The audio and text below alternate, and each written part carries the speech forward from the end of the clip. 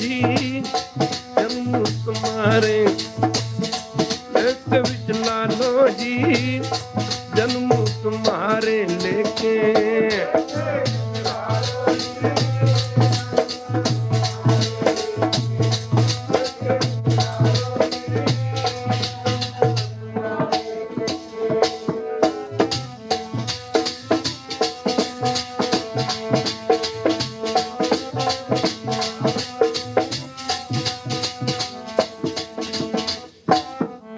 बहुत जन्म बिचरे ते मादो जन्म तुम्हारे लेखे कह रवदास आट लग जीवो चिर भयो दर्शन देखे चिर हो गया दर्शन देखे हो गया दर्शन देखे चिर हो गया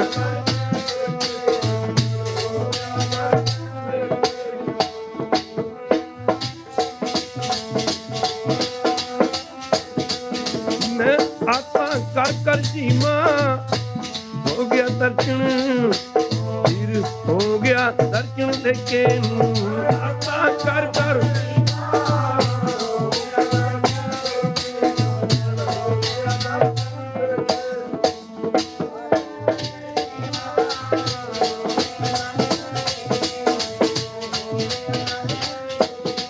मैं आता कर कर जीमा फिर हो गया दर्शन हो गया दर्शन देखे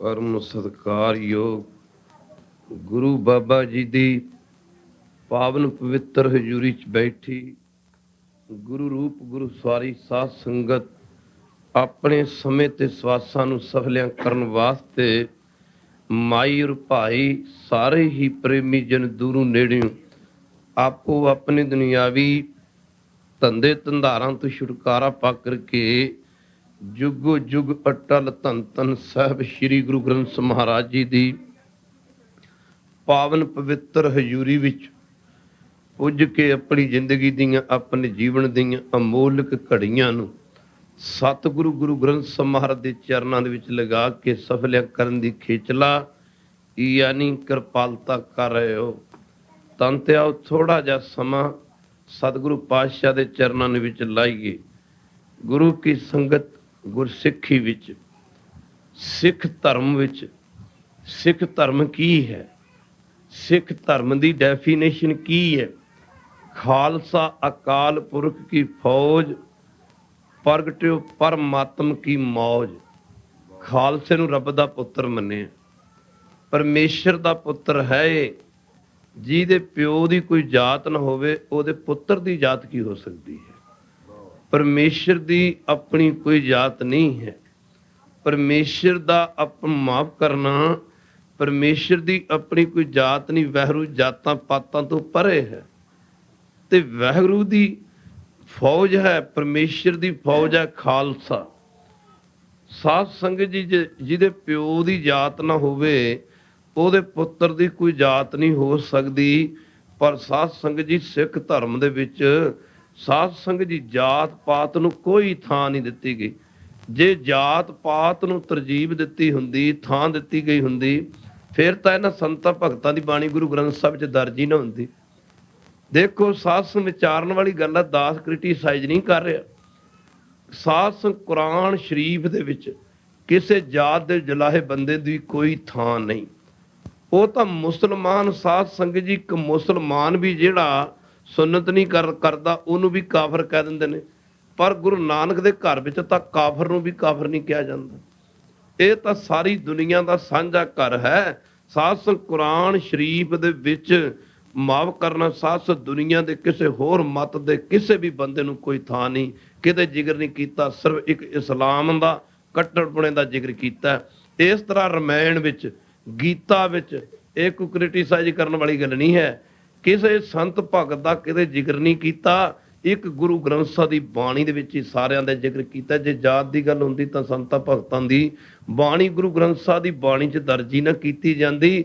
ਨਹੀਂ, ਗੁਰੂ ਕੀ ਸੰਗਤ ਇੱਥੇ ਤਾਂ ਆਵਾਜ਼ ਦਿੱਤੀ ਹੈ, ਅਵਲ ਅੱਲੋ ਨੂਰ ਉਪਾਇਆ ਕੁਦਰਤ ਕੇ ਸਭ ਬੰਦੇ, ਏਕ ਨੂਰ ਤੇ ਸਭ ਜਗ ਉਪਜਿਓ ਕੌਣ ਭਲੇ ਕੌਣ ਮੰਦੇ। ਇੱਥੇ ਗੁਰੂ ਕੀ ਸੰਗਤ ਕੋਈ ਥਾਂ ਨਹੀਂ। ਆਇਆ ਸੀ ਨਾ ਕਲਾਲ, ਇਦੋਂ ਪਹਿਲਾਂ ਆਪਾਂ ਚੱਲੀਏ ਆਦਿ ਗੁਰੂ ਨਾਨਕ ਪਾਤਸ਼ਾਹ ਦੇ ਚਰਨਾਂ ਦੇ ਵਿੱਚ ਛੋਟੇ ਹੁੰਦੇ ਪੜ੍ਹਦੇ ਹੁੰਦੇ ਸੀ, ਮੇਰੇ ਮਾਹੀ ਦੇ ਦੋ ਚੇਲੇ, ਮਾਫ ਕਰਨਾ ਗੁਰੂ ਕੀ ਸੰਗਤ, ਇੱਕ ਖੱਬੇ ਇੱਕ ਸੱਜੇ, ਮਾਫ ਕਰਨਾ ਗੁਰੂ ਪਿਆਰਿਓ, ਇੱਕ ਗੰਗਾ ਦਾ ਪੁਜਾਰੀ, ਇੱਕ ਮੱਕੇ ਜੇ ਜਾਣ ਵਾਲਾ ਕੌਣ, ਭਾਈ ਮਰਦਾਨਾ। ਮਰਦਾਨਾ ਜਾਤ ਦਾ ਮਰਾਸ਼ੀ ਸੀ। ਮਰਾਸ਼ੀ ਆਪਾਂ ਜਾਣਦੇ ਹਾਂ ਮੁਸਲਮਾਨਾਂ ਦੇ ਵਿੱਚ ਮਰਾਸ਼ੀਆਂ ਦੀ ਜਾਤ ਨੂੰ ਛੋਟਾ ਮੰਨਦੇ ਨੇ, ਨੀਵਾਂ ਮੰਨਦੇ ਨੇ ਮੁਸਲਮਾਨ ਭਰਾ।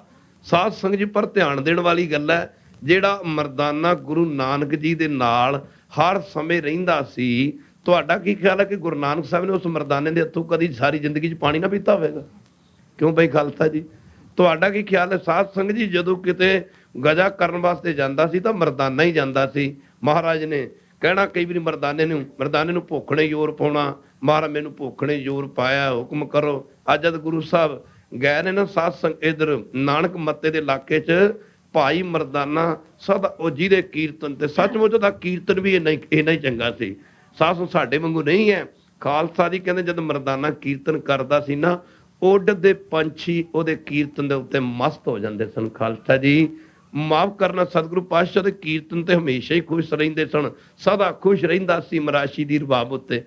ਤੇ ਸਾਧ ਸੰਦਾਸ ਇਹ ਗੱਲ ਐਕਸਪਲੇਨ ਕਰਨ ਤੋਂ ਦੱਸਣ ਤੋਂ ਪਹਿਲਾਂ ਦੱਸੇ, ਸਾਧ ਸੰਗਤ ਜਦੋਂ ਗੁਰੂ ਨਾਨਕ ਪਾਤਸ਼ਾਹ ਜੀ ਨਿਰੰਕਾਰ ਦੇ ਘਰ ਨੂੰ ਗਏ ਨੇ, ਨਿਰੰਕਾਰ ਦੇ ਦੇਸ਼ ਨੂੰ ਗਏ ਨੇ, ਖਾਲਸਾ ਦੀ ਮਾਫ ਕਰਨਾ, ਅੱਜ ਭਾਈ ਬਾਲੇ ਮਰਦਾਨੇ ਸਮੇਤ ਕਿੱਥੇ ਪੁੱਜੇ? ਧਰੂ ਦੇ ਆਸਣ ਤੇ ਉਸ ਮੌਕੇ ਮਰਦਾਨਾ ਗੁਰੂ ਨਾਨਕ ਜੀ ਦੇ ਚਰਨਾਂ 'ਚ ਬੇਨਤੀ ਕਰ ਰਿਹਾ, ਮਹਾਰਾਜ ਅਸੀਂ ਕਿੱਥੇ ਗਾ ਗਏ? ਗੁਰੂ ਜੀ ਕਹਿੰਦੇ ਮਰਦਾਨਿਆਂ, ਇਹ ਧਰੂ ਭਗਤ ਦਾ ਆਸਨ ਹੈ, ਇਹ ਸੱਚਖੰਡ ਦੇ ਦਰਵਾਜ਼ੇ ਦੇ ਮੂਹਰੇ ਧਰੂ ਬੈਠਾ, ਮਾਫ ਕਰਨਾ।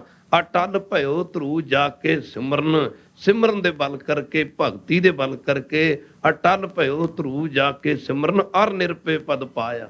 ਉਹ ਪਦਵੀ, ਜਿਸ ਪਦਵੀ ਤੇ ਜਾ ਕੇ ਸਾਧ ਸੰਗ ਗਿਰਨਾ ਨਹੀਂ ਹੁੰਦਾ, ਡਿੱਗਣਾ ਨਹੀਂ ਹੁੰਦਾ, ਜਿੱਥੇ ਜਾ ਕੇ ਜੀਵਨ ਮੁਕਤ ਹੋ ਜਾਂਦਾ। ਉੱਥੇ ਗੁਰੂ ਨਾਨਕ ਜੀ ਜਦ ਪੁੱਜੇ ਤਾਂ ਭਾਈ ਮਰਦਾਨੇ ਨੇ ਬੇਨਤੀ ਕੀਤੀ, ਮਹਾਰਾਜ ਕਿਰਪਾ ਕਰਕੇ ਸਾਡੇ ਇੱਧਰ ਧਰੂ ਨਾਲ ਬਚਨ ਬਲਾਸ ਹੋ ਰਹੇ ਨੇ। ਉੱਥੇ ਸਾਧ ਭਾਈ ਮਰਦਾਨੇ ਨੇ ਗੁਰੂ ਨਾਨਕ ਜੀ ਦੇ ਚਰਨਾਂ 'ਚ ਬੇਨਤੀ ਕੀਤੀ। ਕਦੇ ਜਨਮ ਸਾਖੀ ਪੜ੍ਹ ਕੇ ਦੇਖੀਏ ਭਾਈ ਬਾਲੇ ਵਾਲੀ, ਫਿਰ ਪਤਾ ਲੱਗਦਾ। ਬੇਨਤੀ ਕੀਤੀ, ਮਹਾਰਾਜ ਸਾਡੇ ਤੋਂ ਪਹਿਲਾਂ ਵੀ ਇੱਥੇ ਕੋਈ ਹੋਰ ਆਇਆ, ਸਾਡੇ ਤੋਂ ਪਹਿਲਾਂ ਤੇ ਕੋਈ ਹੋਰ ਆਇਆ। ਉਸ ਮੌਕੇ ਗੁਰੂ ਨਾਨਕ ਜੀ ਲੱਗੇ ਕਰ, ਮਰਦਾਨਾ ਇੰਜ ਕਰ, ਭਾਈ ਇਹਨੂੰ ਕਹਿਣਾ ਕੀਤਾ, ਮਰਦਾਨਾ ਧਰੂ ਭਗਤ ਨੂੰ ਪੁੱਛ ਕੇ ਦੇਖ, ਇਹ ਤੈਨੂੰ ਠੀਕ ਦੱਸੂਗਾ, ਕਿਉਂਕਿ ਇਹ ਸੱਚਖੰਡ ਦੇ ਦਰਵਾਜ਼ੇ ਮੂਹਰੇ ਬੈਠਾ। ਉਸ ਮੌਕੇ ਭਾਈ ਮਰਦਾਨੇ ਨੇ ਗੁਰੂ ਨਾਨਕ ਜੀ ਦੇ ਕਹਿਣ ਤੇ ਧਰੂ ਨੂੰ ਪੁੱਛਣਾ ਕੀਤਾ, ਧਰੂ ਭਗਤ ਇਹ ਦੱਸ, ਸਾਡੇ ਤੋਂ ਪਹਿਲਾਂ ਇੱਥੇ ਕੋਈ ਹੋਰ ਆਇਆ? ਸਾਡੇ ਤੋਂ ਪਹਿਲਾਂ ਵੀ ਇੱਥੇ ਕੋਈ ਆਇਆ? ਉਸ ਮੌਕੇ ਭਾਈ ਮਰਦਾਨੇ ਨੂੰ ਧਰੂ ਭਗਤ ਨੇ ਕਹਿਣਾ ਕੀਤਾ, ਮਰਦਾਨਿਆਂ ਤੁਹਾਡੇ ਤੋਂ ਪਹਿਲਾਂ ਇੱਥੇ ਭਗਤ ਕਬੀਰ ਆਇਆ, ਤੁਹਾਡੇ ਤੋਂ ਪਹਿਲਾਂ ਭਗਤ ਕਬੀਰ ਆਇਆ। ਹੁਣ ਸਾਧ ਸੰਗਤ ਤੇ ਗੁਰੂ ਨਾਨਕ ਪਾਤਸ਼ਾਹ ਜੀ ਭਾਈ ਮਰਦਾਨੇ ਨੂੰ ਕਹਿੰਦੇ, ਮਰਦਾਨਿਆਂ ਇੰਜ ਕਰ ਬਈ ਤੂੰ ਇੱਥੇ ਠਹਿਰ ਜਾ, 10 ਮਿੰਟ ਤੇ ਜਰਾ ਅਸੀਂ ਸੱਚਖੰਡ ਜਾ ਕੇ ਤੇ ਨਿਰੰਕਾਰ ਨੂੰ ਮਿਲ ਆਈਏ, ਪਰਮੇਸ਼ਰ ਨੂੰ ਮਿਲ ਆਈਏ, ਸੱਚਖੰਡ ਜਾ ਆਈਏ। ਮਰਦਾਨਾ ਲੱਗਾ ਕਹਿਣ, ਬਾਬਾ ਜੀ ਇਹ ਗੱਲ ਨਹੀਂ ਜੇ ਬਣਨੀ। ਗੁਰੂ ਜੀ ਲੱਗੇ ਕਹਿਣ, ਕਿਉਂ? ਮਰਦਾਨਾ ਕਹਿੰਦਾ, ਜੇ ਕੌਡੇ ਰਾਖਸ਼ ਦੇ ਜਾਣਾ ਮੈਂ ਅੱਗੇ ਤੇ ਤੁਸੀਂ ਪਿੱਛੇ, ਜੇ ਭੂਮੀਏ ਚੋਰ ਦੇ ਜਾਣਾ ਮੈਂ ਅੱਗੇ ਤੁਸੀਂ ਪਿੱਛੇ, ਜੇ ਸੱਜਣ ਠੱਗ ਦੇ ਜਾਣਾ ਮੈਂ ਅੱਗੇ ਤੁਸੀਂ ਪਿੱਛੇ। ਅਜੇ ਕੱਲ ਦੀ ਗੱਲ ਹੈ, ਬੰਗਾਲ ਦੀਆਂ ਬੰਗਾਲਣਾ ਨੇ ਮੈਨੂੰ ਭੇਡੂ ਬਣਾ ਲਿਆ ਸੀ। ਜੇ ਬੰਗਾਲ ਦੀਆਂ ਬੰਗਾਲਣਾ ਦੇ ਜਾਣਾ ਤੇ ਮਹਾਰਾਜ ਮੈਂ ਅੱਗੇ ਤੇ ਤੁਸੀਂ ਪਿੱਛੇ। ਮਹਾਰਾਜ ਹੁਣ ਸੱਚਖੰਡ ਜਾਣ ਦਾ ਸਮਾਂ ਆਇਆ, ਤੁਸੀਂ ਅੱਗੇ ਤੇ ਮੈਂ ਪਿੱਛੇ, ਤੇ ਗੱਲ ਨਹੀਂ ਬਣਨੀ ਬਾਬਾ, ਮੈਂ ਤੇ ਨਾਲ ਹੀ ਚੱਲੂੰਗਾ।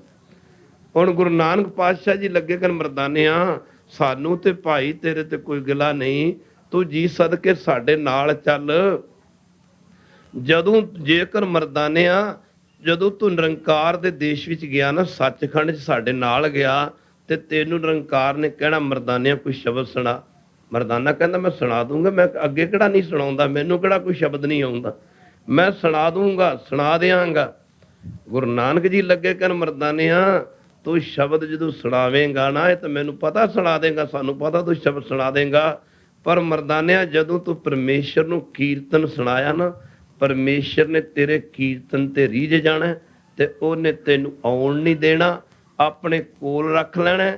ਮਰਦਾਨਿਆ ਫਿਰ ਤੂੰ ਮਰਾਸ਼ਨ ਨੂੰ ਯਾਦ ਕਰ ਕਰਕੇ ਰੋਵੇਂਗਾ, ਆਪਣੇ ਬੱਚਿਆਂ ਨੂੰ ਯਾਦ ਕਰ ਕਰਕੇ ਰੋਵੇਂਗਾ। ਹੁਣ ਮਰਦਾਨੇ ਤੇ ਵਰਤ ਗਈ ਰੱਬੀ ਮਾਇਆ ਤੇ ਢਿੱਲਾ ਜਾ ਮੂੰਹ ਬਣਾ ਕੇ ਕਹਿੰਦਾ ਪਾਤਸ਼ਾਹ ਫਿਰ ਤੁਸੀਂ ਜਾ ਹੀ ਆਓ ਤੇ ਮੈਂ ਇੱਥੇ ਹੀ ਬੈਠਦਾ।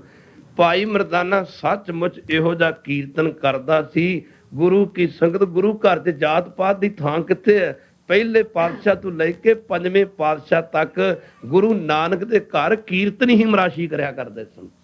ਤੋ ਸਾਧ ਸੰਗਤ ਜੀ ਦਾਸ ਅਰਜ ਕਰ ਰਿਹਾ, ਥੋੜੇ ਜਿਹੇ ਅੱਗੇ ਚੱਲੀਏ। ਇਧਰ ਗੁਰੂ ਨਾਨਕ ਜੀ ਜਦੋਂ ਨਾ ਨਾਨਕ ਮੱਤੇ ਦੇ ਇਲਾਕੇ ਚ ਪੁੱਜੇ ਤੇ ਮਰਦਾਨੇ ਨੂੰ ਭੁੱਖ ਨੇ ਪਾਇਆ ਯੋਰ ਤੇ ਕਹਿੰਦਾ ਹੈ ਬਾਬਾ ਹੁਣ ਨਹੀਂ ਤੁਰਿਆ ਜਾਂਦਾ। ਬਾਬਾ ਤੂੰ ਨਾਨਕ ਨਿਰੰਕਾਰੀ ਬਾਲਾ ਪੌਣ ਆਹਾਰੀ, ਤੇਰੇ ਮਰਾਸ਼ੀ ਨੂੰ ਭੁੱਖ ਦੀ ਬਿਮਾਰੀ, ਬਾਬਾ ਹੁਣ ਨਹੀਂ ਤੁਰਿਆ ਜਾਂਦਾ, ਬਸ ਇੱਥੇ ਹੀ ਖਤਮ ਹੈ ਤੇਰੀ ਤੇ ਮੇਰੀ ਯਾਰੀ।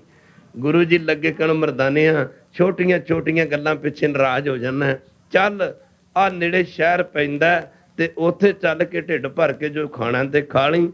ਮਰਦਾਨਾ ਕਹਿੰਦਾ ਨਾ ਬਾਬਾ ਮੇਰੇ ਕੋਲ ਤਾਂ ਹੁਣ ਤੁਰਿਆ ਨਹੀਂ ਜਾਂਦਾ, ਪੁੰਜੇ ਬੈਠ ਕੇ ਤੇ ਲੱਤਾਂ ਮਾਰ ਲੱਗ ਗਿਆ, ਨਿਆਣਿਆਂ ਵਾਂਗੂ ਜਿੱਦਾਂ ਕਰਨ ਲੱਗ ਗਿਆ।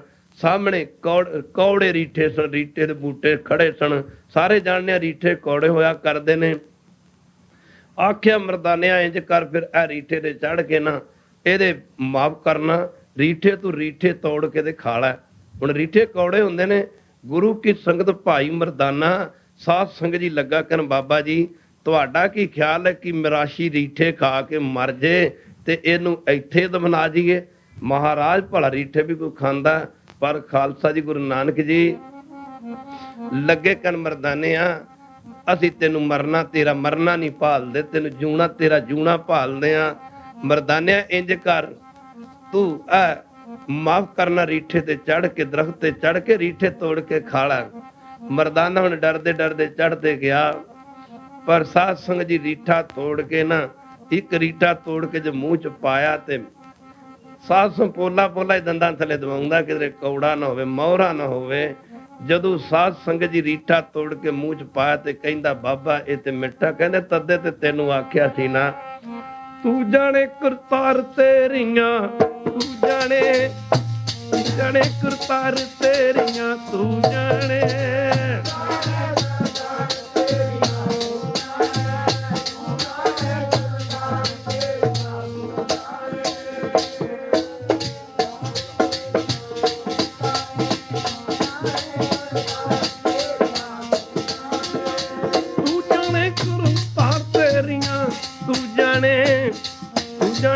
ਕਰਤਾਰ ਤੇਰੀਆਂ,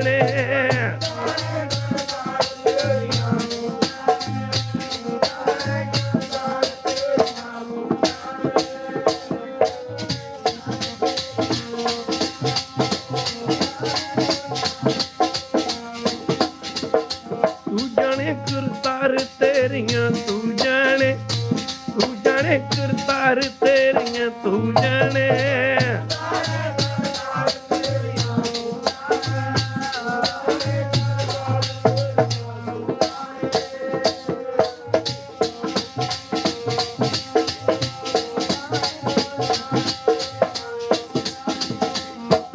ਮਾਲਕ ਦਿਲਾਂ ਦਾ ਸੱਚਾ ਪਰਵਦਗਾਰ, ਜਿਨ ਉਪਾਈ ਮੇਦਣੀ ਉਹ ਤੋਈ ਕਰਦਾ ਤਾਂ। 90 ਸਾਹ ਮਰਦਾਨੇ ਦੇ ਬਾਕੀ ਰਹਿ ਗਏ ਸਨ। ਜਦੋਂ ਕਹਿੰਦੇ ਨੇ ਕਿ ਮਰਦਾਨੇ ਦਾ ਅੰਤਮ ਸਮਾਂ ਆਇਆ ਨਾ, ਜਦੋਂ ਮਰਦਾਨੇ ਨੇ ਸਰੀਰ ਛੱਡਣਾ ਸੀ 90 ਸਾਹ ਬਾਕੀ ਰਹਿ ਗਏ ਸਨ। ਜਦੋਂ ਮਰਦਾਨੇ ਨੂੰ ਬ੍ਰਹਮ ਗਿਆਨ ਹੋਇਆ ਤੇ ਗੁਰੂ ਨਾਨਕ ਜੀ ਲੱਗੇ ਕਰ ਮਰਦਾਨਿਆਂ ਸਾਡਾ ਚਿੱਤ ਕਰਦਾ ਜੇ ਤੂੰ ਆਖੇ ਤੇ ਤੇਰੇ ਵਾਸਤੇ ਬੜੀ ਖੂਬਸੂਰਤ ਕਬਰ ਬਣਾਈਏ। ਮਰਦਾਨਿਆਂ ਮੇਰਾ ਚਿੱਤ ਕਰਦਾ ਜੇ ਤੂੰ ਆਖੇ ਤੇ ਤੇਰੇ ਵਾਸਤੇ ਬਹੁਤ ਸੋਹਣਾ ਮਕਬਰਾ ਬਣਾਵਾਂ। ਉਸ ਮੌਕੇ ਗੁਰੂ ਜੀ ਲੱਗੇ ਕਰ ਮਰਦਾਨਾ ਸਾਡਾ ਚਿੱਤ ਕਰਦਾ ਜੇ ਤੂੰ ਆਖੇ ਤੇ ਤੇਰੇ ਵਾਸਤੇ ਬਹੁਤ ਸੋਹਣੀ ਕਬਰ ਬਣਾਈਏ। ਬਾਬਾ ਜੀ ਤਾਂ ਦੇਖਣਾ ਚਾਹੁੰਦੇ ਸਨ ਸਾਹਸ ਮੜੀਆਂ ਮਸਾਣਾ ਦੇ ਖਿਲਾਫ ਬੋਲਣ ਵਾਲੇ ਸਤਿਗੁਰੂ ਪਾਤਸ਼ਾਹ ਭਲਾ ਮਰਦਾਨੇ ਨੂੰ ਕਬਰ ਦੇ ਵਿੱਚ ਕਿਵੇਂ ਦਫਨਾ ਸਕਦੇ ਸਨ। ਜਿਹੜੇ ਸਤਿਗੁਰੂ ਪਾਤਸ਼ਾਹ ਇਹ ਜਿਨ੍ਹਾਂ ਦਾ ਉਪਦੇਸ਼ ਹੈ, ਰਹੇ ਬਾਣੀ ਮੜੀ ਮਸਾਣੀ, ਅੰਧ ਨ ਜਾਣੇ ਫਿਰ ਪਛਤਾਣੀ, ਸਤਿਗੁਰ ਭੇਟੇ ਸੋ ਸੁਖ ਪਾਏ, ਹਰ ਕਾ ਨਾਮ ਮਨ ਵਸਾਏ। ਪਰ ਫਿਰ ਵੀ ਮਰਦਾਨੇ ਨੂੰ ਵੇਖਣ ਵਾਸਤੇ ਵੀ ਮਰਦਾਨੇ ਆ, ਇਹ ਗੱਲ ਵੇਖਣ ਵਾਸਤੇ ਵੀ ਇਹਦੇ ਚ ਅਜੇ ਉਹ ਜਾਤ ਭਾਵ ਤੇ ਨਹੀਂ ਤੁਰਿਆ ਹੁੰਦਾ ਕਿ ਮੈਨੂੰ ਮੇਰੇ ਮਰਨ ਤੋਂ ਬਾਅਦ ਦਫਨਾ ਦਿਓ ਜੇ। ਬਾਬਾ ਜੀ ਨੇ ਆਖਿਆ ਮਰਦਾਨਿਆਂ ਚਿੱਤ ਕਰਦਾ ਤੈਨੂੰ ਬਹੁਤ ਸੋਹਣੀ ਜੀ ਕਬਰ ਬਣਾ ਕੇ ਉਹਦੇ ਵਿੱਚ ਦਫਨਾਵਾਂ, ਜੇ ਤੂੰ ਆਖੇ ਤੇ ਬਹੁਤ ਵੱਡਾ ਖੂਬਸੂਰਤ ਤੇਰੇ ਵਾਸਤੇ ਮਕਬਰਾ ਬਣਾਵਾਂ। ਹੁਣ ਮਰਦਾਨਾ 90 ਸਾਲ ਬਾਕੀ ਰਹਿ ਗਏ ਸੀ। ਜਦੋਂ ਬ੍ਰਹਮ ਗਿਆਨ ਹੋਇਆ ਮਰਦਾਨਾ ਲੱਗਾ ਕਹਿਣ ਬਾਬਾ ਜਨਮਾਂ ਜਨਮਾਂਤਰਾਂ ਤੋਂ ਬਾਅਦ ਤੇਰੇ ਚਰਨਾਂ ਦੀ ਛੋਹ ਪ੍ਰਾਪਤ ਹੋਈ ਸੀ। ਬਾਬਾ ਤੇਰੇ ਚਰਨਾਂ ਦੀ ਛੋਹ ਪ੍ਰਾਪਤ ਕਰਕੇ ਮੈਂ ਜਨਮਾਂ ਜਨਮਾਂਤਰਾਂ ਤੋਂ ਆ ਸਰੀਰ ਰੂਪੀ ਕਬਰ ਦੇ ਵਿੱਚੋਂ ਬਰੀ ਹੋਇਆ, ਤੇ ਤੂੰ ਫਿਰ ਮੈਨੂੰ ਸੱਚੇ ਪਾਤਸ਼ਾਹ ਜੀ ਤੁਸੀਂ ਫਿਰ ਮੈਨੂੰ ਕਬਰ 'ਚ ਹੀ ਪਾਉਣਾ ਚਾਹੁੰਦੇ ਹੋ। ਮਹਾਰਾਜ ਕਿਰਪਾ ਕਰੋ, ਹੁਣ ਤਾਂ ਮੈਨੂੰ ਕਿਸੇ ਕਬਰ ਦੀ ਲੋੜ ਨਹੀਂ ਰਹੀ। ਮਹਾਰਾਜ ਜਨਮਾਂ ਜਨਮਾਂਤਰਾਂ ਤੋਂ ਬਾਅਦ ਆਪ ਜੀ ਦਾ ਮਿਲਾਪ ਹੋਇਆ ਸੀ। ਸਾਧ ਸੰਗ ਗੁਰਸਿੱਖੀ ਦੇ ਵਿੱਚ ਜਾਤ ਪਾਤ ਨੂੰ ਕੋਈ ਥਾਂ ਨਹੀਂ। ਮਾਫ ਕਰਨਾ ਖਾਲਸਾ ਜੀ, ਇਹ ਤੇ ਭਾਈ ਸਾਹਿਬ ਨੇ ਇੱਕ ਰਾਤੀ ਗੱਲ ਕਹੀ ਸੀ, ਦਾਸ ਕੋਈ ਕ੍ਰਿਟੀਸਾਈਜ਼ ਨਹੀਂ ਕਰਦਾ, ਦਾਸ ਸੱਚ ਦਾ ਪੁਜਾਰੀ ਹੈ। ਦਾਸ ਕਹਿ ਰਿਹਾ ਸੀ ਕਿ ਰਾਤ ਵਿਚਾਰ ਚੱਲੀ ਸੀ ਕਿ ਬਹੂ ਬੇਟੀ ਦਾ ਰਿਸ਼ਤਾ, ਬਹੂ ਬੇਟੀ ਮਾਫ ਕਰ ਰੋਟੀ ਤੇ ਬੇਟੀ ਦਾ ਰਿਸ਼ਤਾ, ਇਸ ਤੇ ਗੱਲ ਚੱਲੀ ਸੀ। ਰੋਟੀ ਤੇ ਬੇਟੀ ਦਾ ਰਿਸ਼ਤਾ ਕਦੋਂ ਹੁੰਦਾ ਸਿੱਖ ਧਰਮ ਦੇ ਵਿੱਚ? ਕਹੋ ਵਾਹਿਗੁਰੂ। ਜਿਹੜੇ ਸਿੱਖ ਨੇ ਅੰਮ੍ਰਿਤ ਛਕਿਆ, ਅੰਮ੍ਰਿਤ ਧਾਰੀ ਸਿੱਖ, ਤਾਂ ਜਿਹੜੇ ਸਿੱਖ ਨੇ ਅੰਮ੍ਰਿਤ ਨਹੀਂ ਛਕਿਆ ਉਸ ਸਿੱਖ ਦਾ ਝੂਠਾ ਖਾਣ ਵਾਸਤੇ ਤਿਆਰ ਨਹੀਂ, ਦੂਜੇ ਦਾ ਕਿਵੇਂ ਝੂਠਾ ਖਾ ਲਏਗਾ? ਕਹੋ ਵਾਹਿਗੁਰੂ। ਅੰਮ੍ਰਿਤ ਧਾਰੀ, ਜੇ ਆਪਾਂ ਰੋਟੀ ਤੇ ਬੇਟੀ ਦਾ ਰਿਸ਼ਤਾ ਇੰਜ ਕਰਨਾ ਨਾ, ਆਪਾਂ ਅੰਮ੍ਰਿਤ ਛਕ ਲਈਏ, ਅੰਮ੍ਰਿਤ ਧਾਰੀ ਸਿੱਖ ਅੰਮ੍ਰਿਤ ਧਾਰੀ ਸਿੱਖ ਦਾ ਝੂਠਾ ਖਾ ਸਕਦਾ। ਕਹੋ ਵਾਹਿਗੁਰੂ।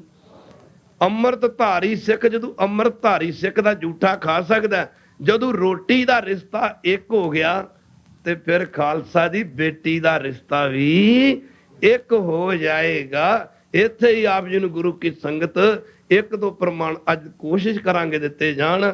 ਦਾਸ ਅਰਜ ਕਰ ਰਿਹਾ, ਇੱਥੇ ਜਾਤਾਂ ਪਾਤਾਂ ਦੀ ਗੱਲ ਨਹੀਂ। ਆਇਆ ਸੀ ਨਾ ਸਤਿਗੁਰੂ ਗੁਰੂ ਕਲਗੀਧਰ ਪਾਤਸ਼ਾਹ ਦੇ ਚਰਨਾਂ ਦੇ ਵਿੱਚ ਇੱਕ ਕਲਾਲ ਆਇਆ ਸੀ। ਸਾਧ ਸੰਗ ਕਲਾਲ ਇੱਕ ਮਰਾਸ਼ੀਆਂ ਦੀ ਬਹੁਤ ਨੀਵੀਂ ਸਾਧ ਸੰਗ ਜੀ ਜਾਤ ਹੈ ਕਲਾਲ। ਉਹਨਾਂ ਸਮਿਆਂ ਦੇ ਵਿੱਚ ਸਾਡੇ ਹਿੰਦੁਸਤਾਨ ਦੇ ਵਿੱਚ ਜਾਤ ਪਾਤ ਦਾ ਬੜਾ ਬੋਲਬਾਲਾ ਸੀ। ਨੀਵੀਆਂ ਜਾਤਾਂ ਵਾਲਿਆਂ ਨੂੰ ਖੂਹਾਂ ਤੋਂ ਪਾਣੀ ਨਹੀਂ ਸੀ ਭਰਨ ਦਿੱਤਾ ਜਾਂਦਾ, ਇਹਨਾਂ ਦੇ ਹੱਥੋਂ ਕੋਈ ਖਾਣਾ ਤਾਂ ਖਾਣਾ ਬੜੀ ਦੂਰ ਦੀ ਗੱਲ ਸੀ। ਇਹ ਕਲਾਲ, ਇਹਨੇ ਕਲਗੀਧਰ ਪਾਤਸ਼ਾਹ ਦਾ ਪ੍ਰਤਾਪ ਸੁਣਿਆ ਸੀ। ਇਹਦੇ ਮਨ ਵਿੱਚ ਸਤਿਗੁਰੂ ਪਾਤਸ਼ਾਹ ਜੀ ਦੇ ਦਰਸ਼ਨਾਂ ਦੀ ਤੜਫ ਜਾਗਦੀ ਰਹਿੰਦੀ, ਪਰ ਡਰਦਾ ਸੀ ਕਿਹੜੀ ਗੱਲ ਤੋਂ? ਜੇ ਮੈਂ ਗੁਰੂ ਸਾਹਿਬ ਦੇ ਚਰਨਾਂ ਵਿੱਚ ਗਿਆ, ਨਾ ਜਾਣੇ ਸਿੱਖ ਕਿਤੇ ਮੈਨੂੰ ਸੱਸ ਧੱਕੇ ਮਾਰ ਕੇ ਗੁਰੂ ਘਰੋਂ ਬਾਹਰ ਨਾ ਕੱਢ ਦੇਣ।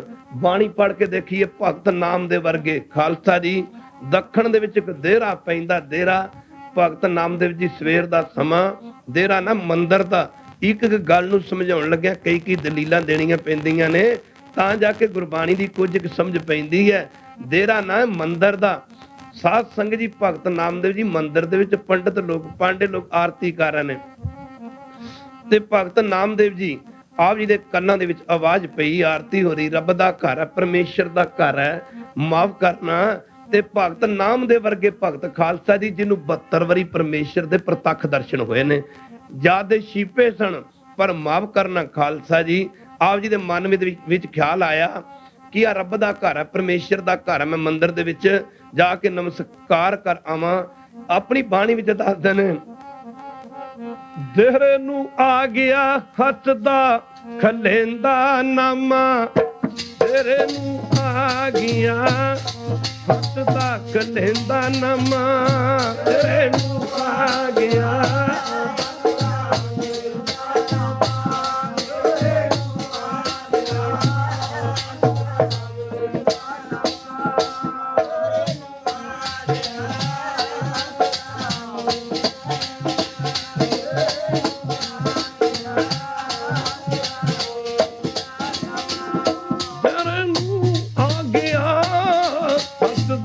ਖਲੇਂਦਾ ਨਾਮਾ, ਤੇਰੇ ਨੂੰ ਆ ਗਿਆ ਹੱਥ ਦਾ ਖਲੇਂਦਾ ਨਾਮਾ।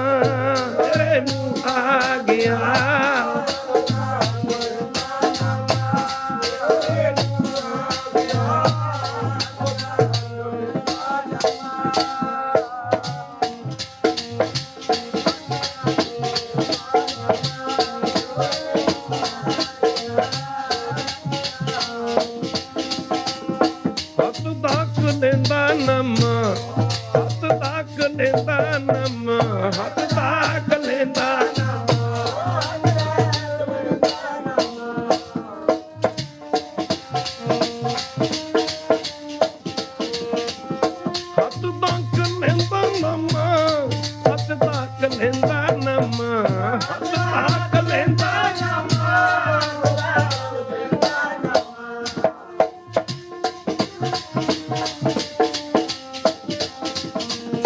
ਤੇਰੇ ਨੂੰ ਆ ਗਿਆ ਹੱਥ ਤੱਕ ਲੈਂਦਾ ਨਮਾ। ਤੇਰੇ ਨੂੰ ਆ ਗਿਆ ਹੱਥ ਤੱਕ ਲੈਂਦਾ ਨਮਾ।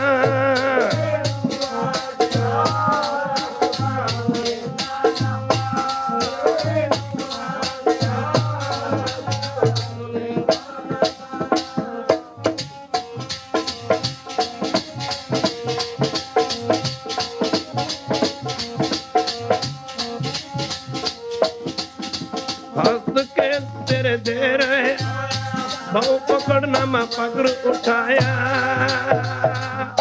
ਨਾਮਦੇਵ ਜੀ ਕਹਿੰਦੇ ਨੇ ਹੱਸਦੇ ਤੁਸਦੇ ਪਰ ਉਸ ਮੰਦਿਰ ਦੇ ਵਿੱਚ ਗਏ, ਸਾਸ ਬਾਹਾਂ ਪਕੜ ਬਾਹਾਂ ਤੂੰ ਫੜ ਕੇ ਨਾ ਭਗਤ ਨਾਮਦੇਵ ਜੀ ਜਿਵੇਂ ਹੀ ਮੰਦਿਰ ਦੇ ਵਿੱਚ ਗਏ ਤੇ ਪੰਡਤ ਸਾਰੇ ਜਿੱਥੇ ਆਰਤੀ ਹੋ ਰਹੀ ਸੀ ਤੇ ਨਾਮਦੇਵ ਜੀ ਨੂੰ ਵੇਖ ਕੇ ਕਹਿੰਦੇ ਉਹ ਨੀਚ ਆ ਗਿਆ, ਸ਼ੁੱਧਰ ਆ ਗਿਆ, ਨੀਚ ਆ ਗਿਆ। ਬਾਹਾਂ ਤੋਂ ਫੜ ਕੇ ਭਗਤ ਨਾਮਦੇਵ ਨੂੰ ਧੱਕੇ ਮਾਰ ਕੇ ਮੰਦਿਰ ਚ ਪੰਡਤਾਂ ਨੇ ਬਾਹਰ ਕੱਢ ਦਿੱਤਾ। ਉੱਚੀ ਜਾਤ ਦਾ ਗੁਮਾਨ ਕਰਕੇ ਪੰਡਤਾਂ ਨੇ ਧੱਕੇ ਮਾਰੇ ਨਾ ਹੁੰਦੇ ਮੈਨੂੰ। ਜਾਤ ਦਾ ਗੁਮਾਨ ਕਰਕੇ ਧੱਕੇ ਮਾਰੇ ਨਾਮਦੇਵ ਨੂੰ। ਉੱਚੀ ਜਾਤ ਦਾ ਗੁਮਾਨ ਕਰਕੇ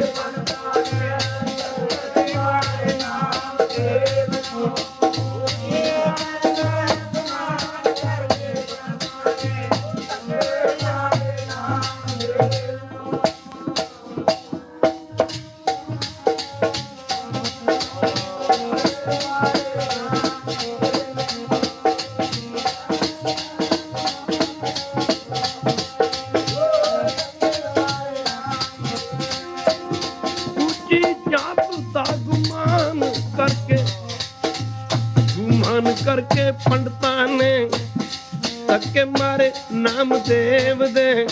ਉੱਚੀ ਜਾਤ ਦਾ ਗੁਮਾਨ ਕਰਕੇ ਪੰਡਤਾਂ ਨੇ ਧੱਕੇ ਮਾਰੇ ਨਾਮਦੇਵ ਦੇ।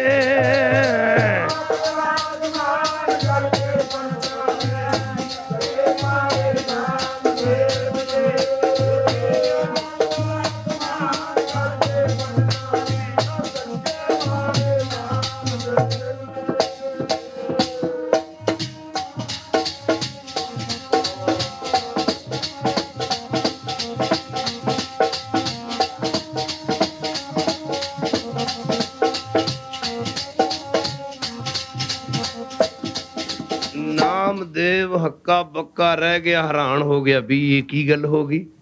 ਇੱਥੇ ਆਉਣ ਵਾਲਿਆਂ ਨੂੰ ਧੱਕੇ ਪੈਂਦੇ ਨੇ, ਇਹ ਤਾਂ ਪਰਮੇਸ਼ਰ ਦਾ ਘਰ। ਉਸ ਮੌਕੇ ਭਗਤ ਨਾਮਦੇਵ ਜੀ ਸਾਧ ਸੰਗਤ ਜੀ ਕਿਉਂਕਿ ਕ੍ਰਿਸ਼ਨ ਭਗਵਾਨ ਦੇ ਉਪਾਸਕ ਸਨ, ਉਸ ਮੌਕੇ ਭਗਤ ਨਾਮਦੇਵ ਜੀ ਮੰਦਿਰ ਵੱਲ ਮੂੰਹ ਕਰਕੇ ਨਾ ਮੰਦਿਰ ਦੇ ਪਿਛਲੇ ਪਾਸੇ ਮਾਫ ਕਰਨਾ ਖੜੇ ਹੋ ਕੇ ਭਗਤ ਨਾਮਦੇਵ ਜੀ ਪਰਮੇਸ਼ਰ ਤੇ ਰੋਸ ਛੱਡਦੇ ਇਹ ਗੱਲ ਕਹਿੰਦੇ ਨੇ ਹੇ ਮਾਲਕ, ਹੇ ਪ੍ਰਭੂ, ਹੀਨੜੀ ਜਾਤ ਮੇਰੀ ਯਾਦ ਮਰਾਇਆ।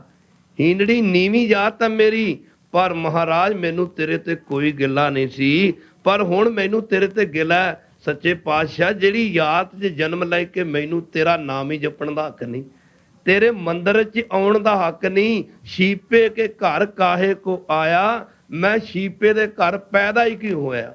ਜੇਕਰ ਮਹਾਰਾਜ ਮੈਨੂੰ ਤੇਰੇ ਮੰਦਿਰ ਦੇ ਵਿੱਚ ਵੀ ਆਉਣ ਦਾ ਹੱਕ ਨਹੀਂ ਸੀ। ਹੀਨੜੀ ਜਾਤ ਮੇਰੀ ਯਾਦ ਮਰਾਇਆ, ਸ਼ੀਪੇ ਕੇ ਘਰ ਕਾਹੇ ਕੋ ਆਇਆ। ਕਹਿੰਦਾ ਮੈਂ ਸ਼ੀਂਬਿਆਂ ਦੇ ਘਰੇ ਜਨਮੀ ਕਿਉਂ ਲਿਆ।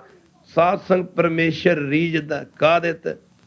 ਉਹ ਮਾਫ ਕਰਨਾ ਰੀਝਦਾ ਲਾਲੋ ਤਖਾਣ ਦੀ ਬਣੀ ਕੋਧਰੇ ਦੀ ਰੋਟੀ ਤੇ, ਰੀਝਦਾ ਬਿਦਰ ਦੇ ਅਲੂਣੇ ਸਾਗ ਤੇ, ਰੀਝਦਾ ਭੀਲਣੀ ਦੇ ਝੂਠੇ ਬੇਰਾਂ ਤੇ, ਰੀਝਦਾ ਧੰਨੇ ਦੀਆਂ ਰੁੱਖੀਆਂ ਰੋਟੀਆਂ ਤੇ, ਉਹ ਰੀਝਦਾ ਭਗਤ ਨਾਮਦੇਵ ਦੀਆਂ ਖੜਾਵਾਂ ਤੇ। ਖਾਲਸਾ ਜੀ, ਪਰਮੇਸ਼ਰ ਪ੍ਰੇਮ ਦਾ ਭੁੱਖ ਹੈ। ਕਹਿੰਦੇ ਨੇ ਨਾਮਦੇਵ ਜੀ ਨੇ ਪੈਰਾਂ ਦੇ ਵਿੱਚੋਂ ਖੜਾਵਾਂ ਉਤਾਰ ਕੇ ਨਾ ਪਰਮੇਸ਼ਰ ਦੇ ਉੱਤੇ ਸਾਧ ਸੰਗਿਲਾ ਪ੍ਰਗਟ ਕਰਨਾ ਸ਼ੁਰੂ ਕੀਤਾ।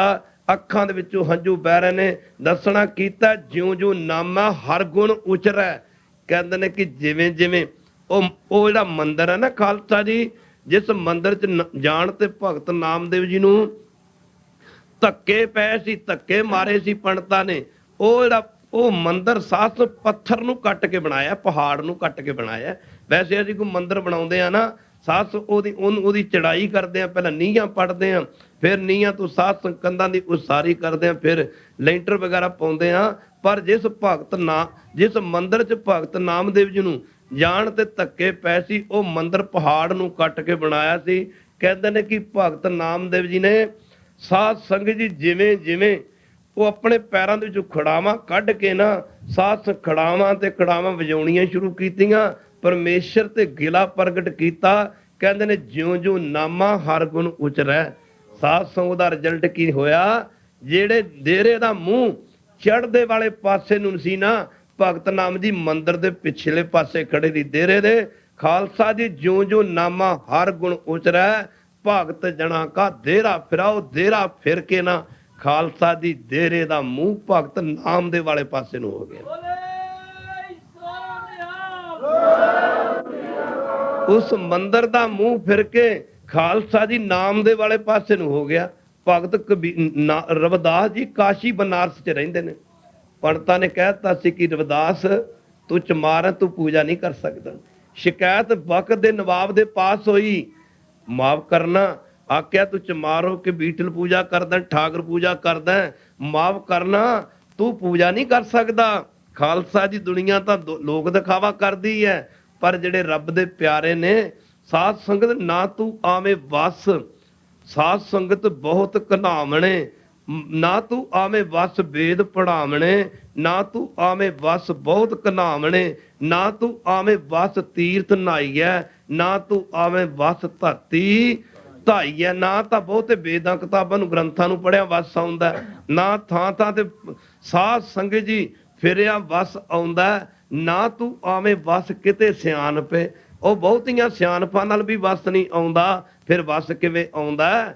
ਨਾ ਤੂੰ ਆਵੇਂ ਵਸ ਕਿਤੇ ਸਿਆਣਪੇ, ਨਾ ਤੂੰ ਆਵੇਂ ਵਸ ਬਹੁਤਾ ਦਾਣ ਦੇ। ਜੇ ਰੁਪਈਆਂ ਜਾਂ ਨੋਟਾਂ ਜਾਂ ਡਾਲਰਾਂ ਨਾਲ ਵਸ ਆਉਂਦਾ ਹੁੰਦਾ, ਫਿਰ ਤਾਂ ਅਮਰੀਕਾ ਵਾਲਿਆਂ ਨੇ ਨਹੀਂ ਜਾਣ ਦੇਣਾ ਇੰਡੀਆ 'ਚ। ਮਾਫ ਕਰਨਾ, ਨਾ ਤੂੰ ਆਵੇਂ ਵਸ ਬਹੁਤਾ ਦਾਣ ਦੇ, ਪਰ ਉਹ ਵਸ ਕਿਵੇਂ ਆਉਂਦਾ? ਸਭ ਕੋ ਤੇਰੇ ਵਸ ਅਗਮ ਅਗੋਚਰਾ। ਇਹ ਵਹਿਰੂ ਪਰਿਪੂਰਨ, 3 ਲੋਕ 14 ਭਵਨ ਤੇਰੇ ਸੱਜੇ ਹੱਥ ਦੀ ਮੁੱਠੀ ਦੇ ਵਿੱਚ ਨੇ। ਸਾਰਾ ਸੰਸਾਰ ਤੇਰੇ ਵਸੀ ਭੂਤ ਹੈ। ਪਰ ਸਵਾਲ ਪੈਦਾ ਹੁੰਦਾ, ਤੂੰ ਵੀ ਕਿਸੇ ਦੇ ਵਸ ਹੈ? ਸਭ ਕੋ ਤੇਰੇ ਵਸ ਅਗਮ ਅਗੋਚਰਾ। ਅੱਗੇ ਦੱਸਣਾ ਕੀਤਾ, ਤੂੰ ਭਗਤਾਂ ਦੇ ਵਸ ਭਗਤਾਂ ਤਾਣ ਤੇਰਾ। ਜਿਹੜਾ ਵਹਿਰੂ ਪਰਮੇਸ਼ਰ ਹੈ, ਰੱਬ ਵਸ ਭਗਤਾਂ ਨੇ ਕੀਤਾ, ਪ੍ਰੇਮ ਦੀਆਂ ਪਾ ਕੇ ਤੋਰੀਆਂ।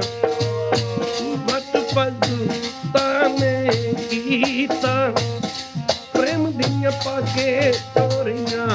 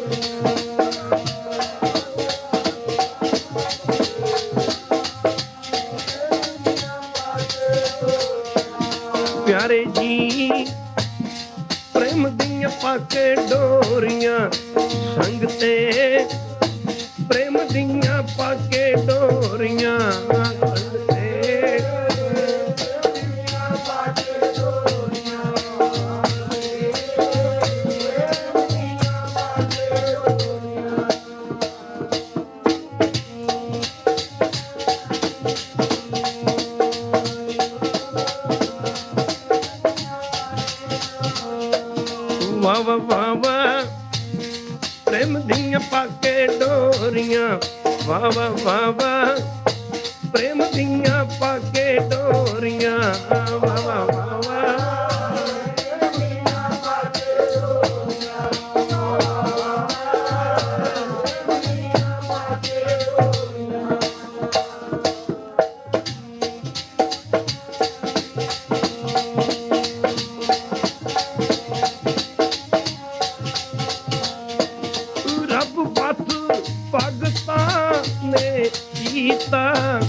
ਭਗਤਾਂ ਨੇ ਕੀਤਾ ਪ੍ਰੇਮ ਦੀਆਂ ਪਾ ਕੇ ਡੋਰੀਆਂ ਰੱਬ ਵੱਤ ਭਗਤਾਂ ਨੇ ਕੀਤਾ ਪ੍ਰੇਮ ਦੀਆਂ ਪਾ ਕੇ ਡੋਰੀਆਂ ਰੱਬ ਵੱਤ ਭਗਤਾਂ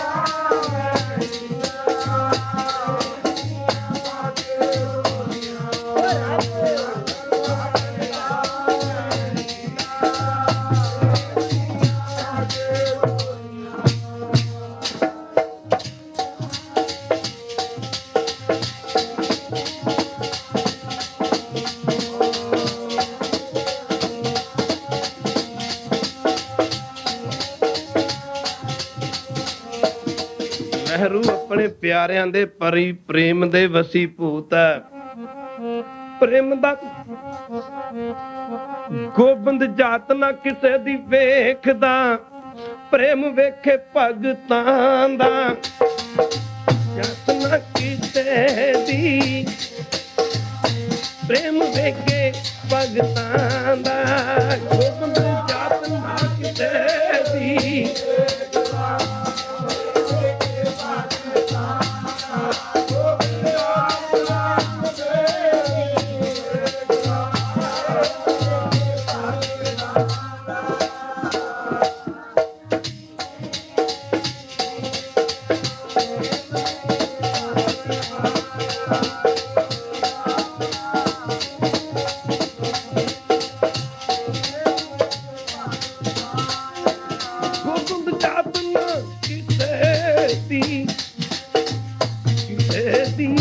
ਵੇਖਦਾ ਜੀ ਪ੍ਰੇਮ ਵੇਖੇ ਭਗਤਾਂ ਗੋਬਿੰਦ ਜਾਤ ਨਾ ਕਿਤੇ ਦੀ ਵੇਖਦਾ ਪ੍ਰੇਮ ਵੇਖੇ ਭਗਤਾਂ ਦਾ ਜਾਤ ਨਾ ਕਿਤੇ ਦੀ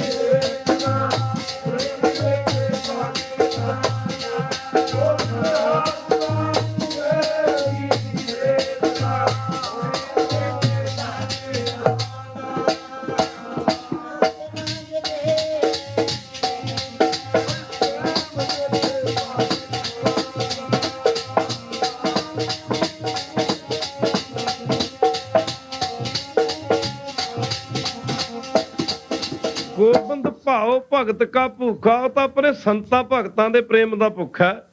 ਨਵਾਬ ਦੇ ਪਾਸ ਸ਼ਿਕਾਇਤ ਪੁੱਜੀ ਇਹਨਾਂ ਪੰਡਤਾਂ ਨੇ ਸ਼ਿਕਾਇਤ ਕੀਤੀ ਕਿ ਜਾਤ ਦਾ ਚਮਾਰ ਉਹਨੂੰ ਤਾਂ ਹੱਕ ਹੀ ਨਹੀਂ ਹੈ ਕਿ ਉਹ ਬੀਠਲ ਪੂਜਾ ਠਾਕਰ ਦੀ ਪੂਜਾ ਕਰੇ ਉਹਨੇ ਠਾਕਰ ਰੱਖੇ ਨੇ ਜਨੇਊ ਉਹ ਪਾਉਂਦਾ ਨਹੀਂ ਪੂਜਾ ਠਾਕਰਾਂ ਦੀ ਕਰਦਾ ਮਾਫ ਕਰਨਾ ਇਹ ਹੱਕ ਤਾਂ ਪੰਡਤਾਂ ਨੂੰ ਹੈ।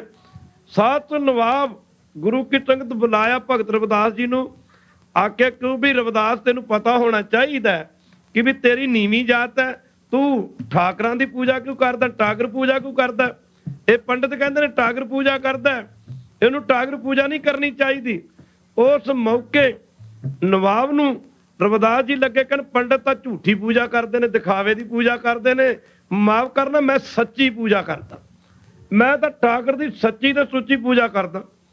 ਉਹ ਨਵਾਬ ਲੱਗਾ ਕਹਿੰਦਾ ਤੂੰ ਸੱਚੀ ਪੂਜਾ ਕਿਵੇਂ ਕਰਦਾ ਆਖਿਆ ਜੀ ਵੇਖ ਲਓ ਅਜਮਾ ਲਓ ਇਹਨਾਂ ਦੇ ਠਾਕਰ ਵੀ ਜਮਾ ਲਓ ਤੇ ਮੇਰੇ ਠਾਕਰਾਂ ਦੀ ਵੀ ਪਰਖ ਕਰ ਲਓ ਇਹਨਾਂ ਦੇ ਠਾਕਰਾਂ ਦੀ ਵੀ ਪਰਖ ਕਰ ਲਓ।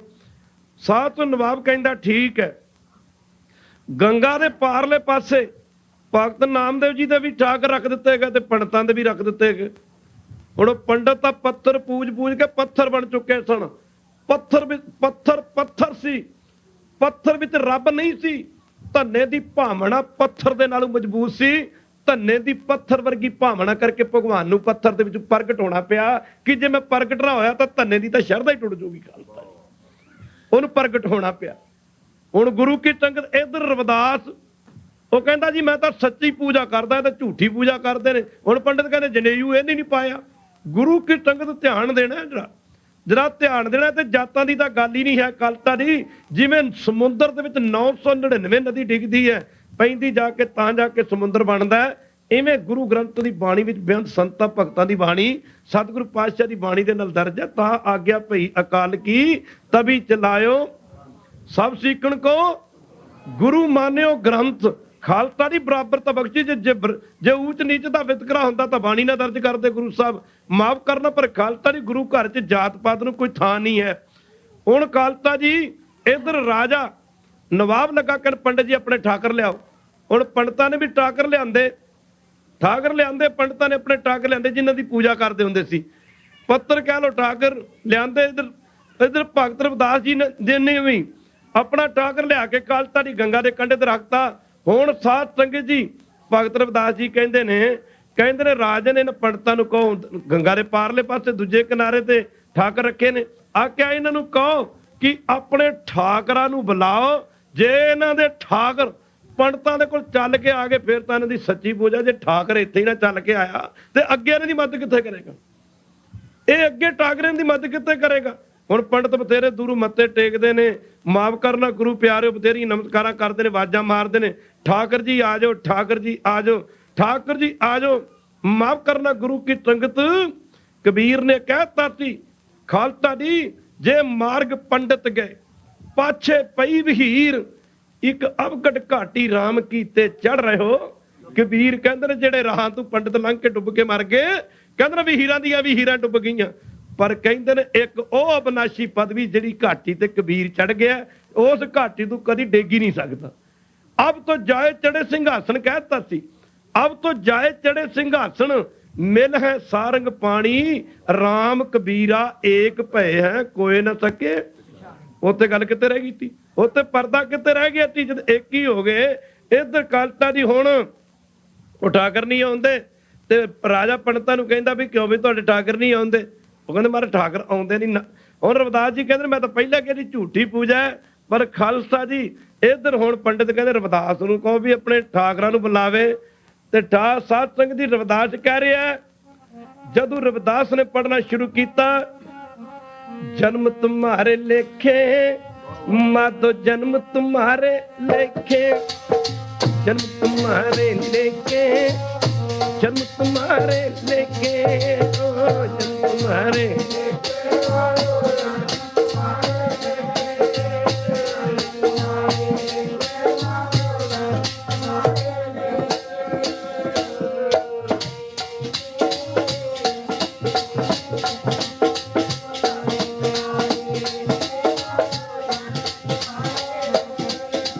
जन्म तुम्हारे लेके जन्म तुम्हारे लेके जन्म तुम्हारे लेके जिम्मा दो जन्म तुम्हारे लेके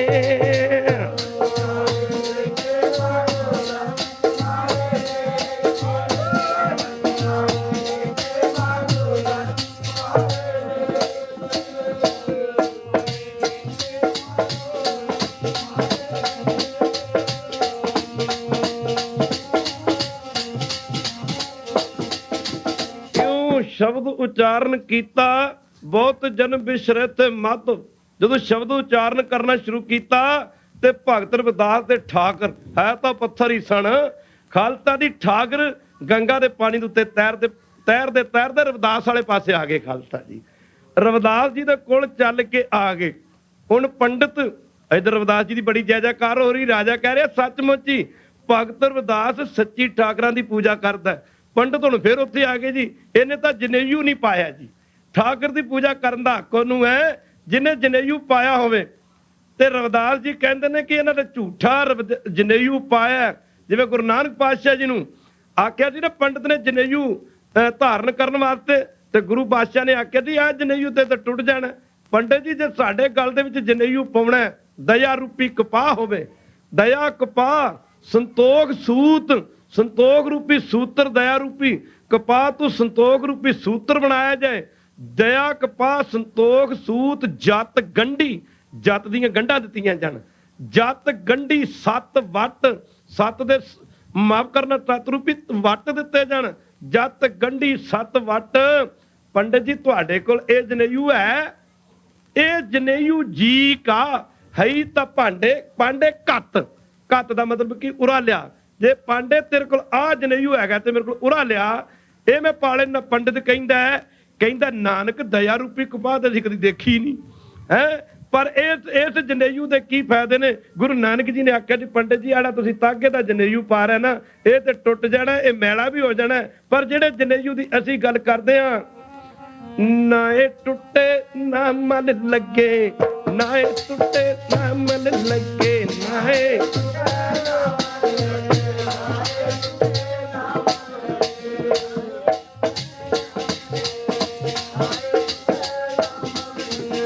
ਇਹ ਜਲੇ ਨਾ ਜਾਏ, ਨਾ ਇਹ ਟੁੱਟੇ ਨਾ ਮਨ ਲੱਗੇ, ਨਾ ਉਹ ਟੁੱਟੇ ਨਾ ਮਨ ਲੱਗੇ।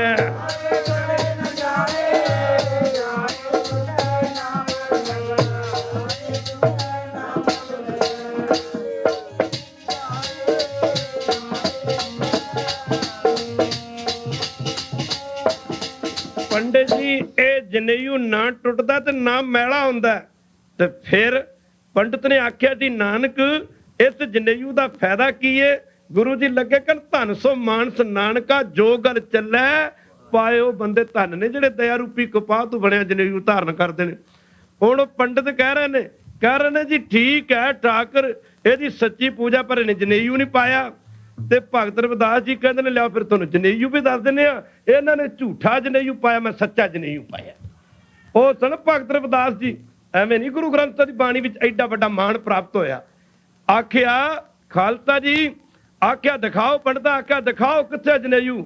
ਤੇ ਭਗਤ ਰਵਿਦਾਸ ਜੀ ਨੇ ਉਹ ਚਮੜਾ ਕੱਟਣ ਵਾਲੀ ਰੰਬੀ ਲੈ ਕੇ ਖਾਲਸਾ ਜੀ, ਜਿਹਦੇ ਨਾਲ ਚਮੜਾ ਕੱਟਦੇ ਹਨ ਸਾਧ ਤੋਂ ਜੁੱਤੀਆਂ ਕੱਢਣ ਵਾਲੇ ਭਰਾ, ਜਦੋਂ ਉਹ ਰੰਬੀ ਫੜੀ ਤੇ ਇੱਥੋਂ ਆਪਣਾ ਮਾਸ ਚੀਰਨਾ ਸ਼ੁਰੂ ਕਰਤਾ।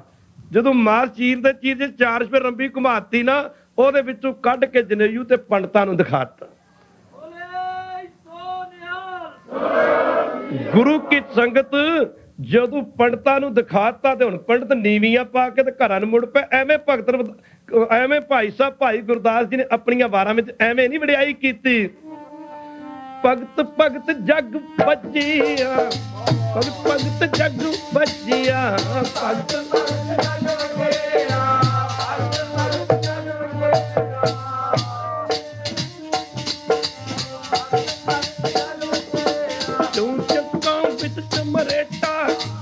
ਭਗਤ ਭਗਤ ਜਗ ਬੱਜਿਆ, ਭਗਤ ਭਗਤ ਜਗ ਬੱਜਿਆ, ਉਹ ਜੱਗਾ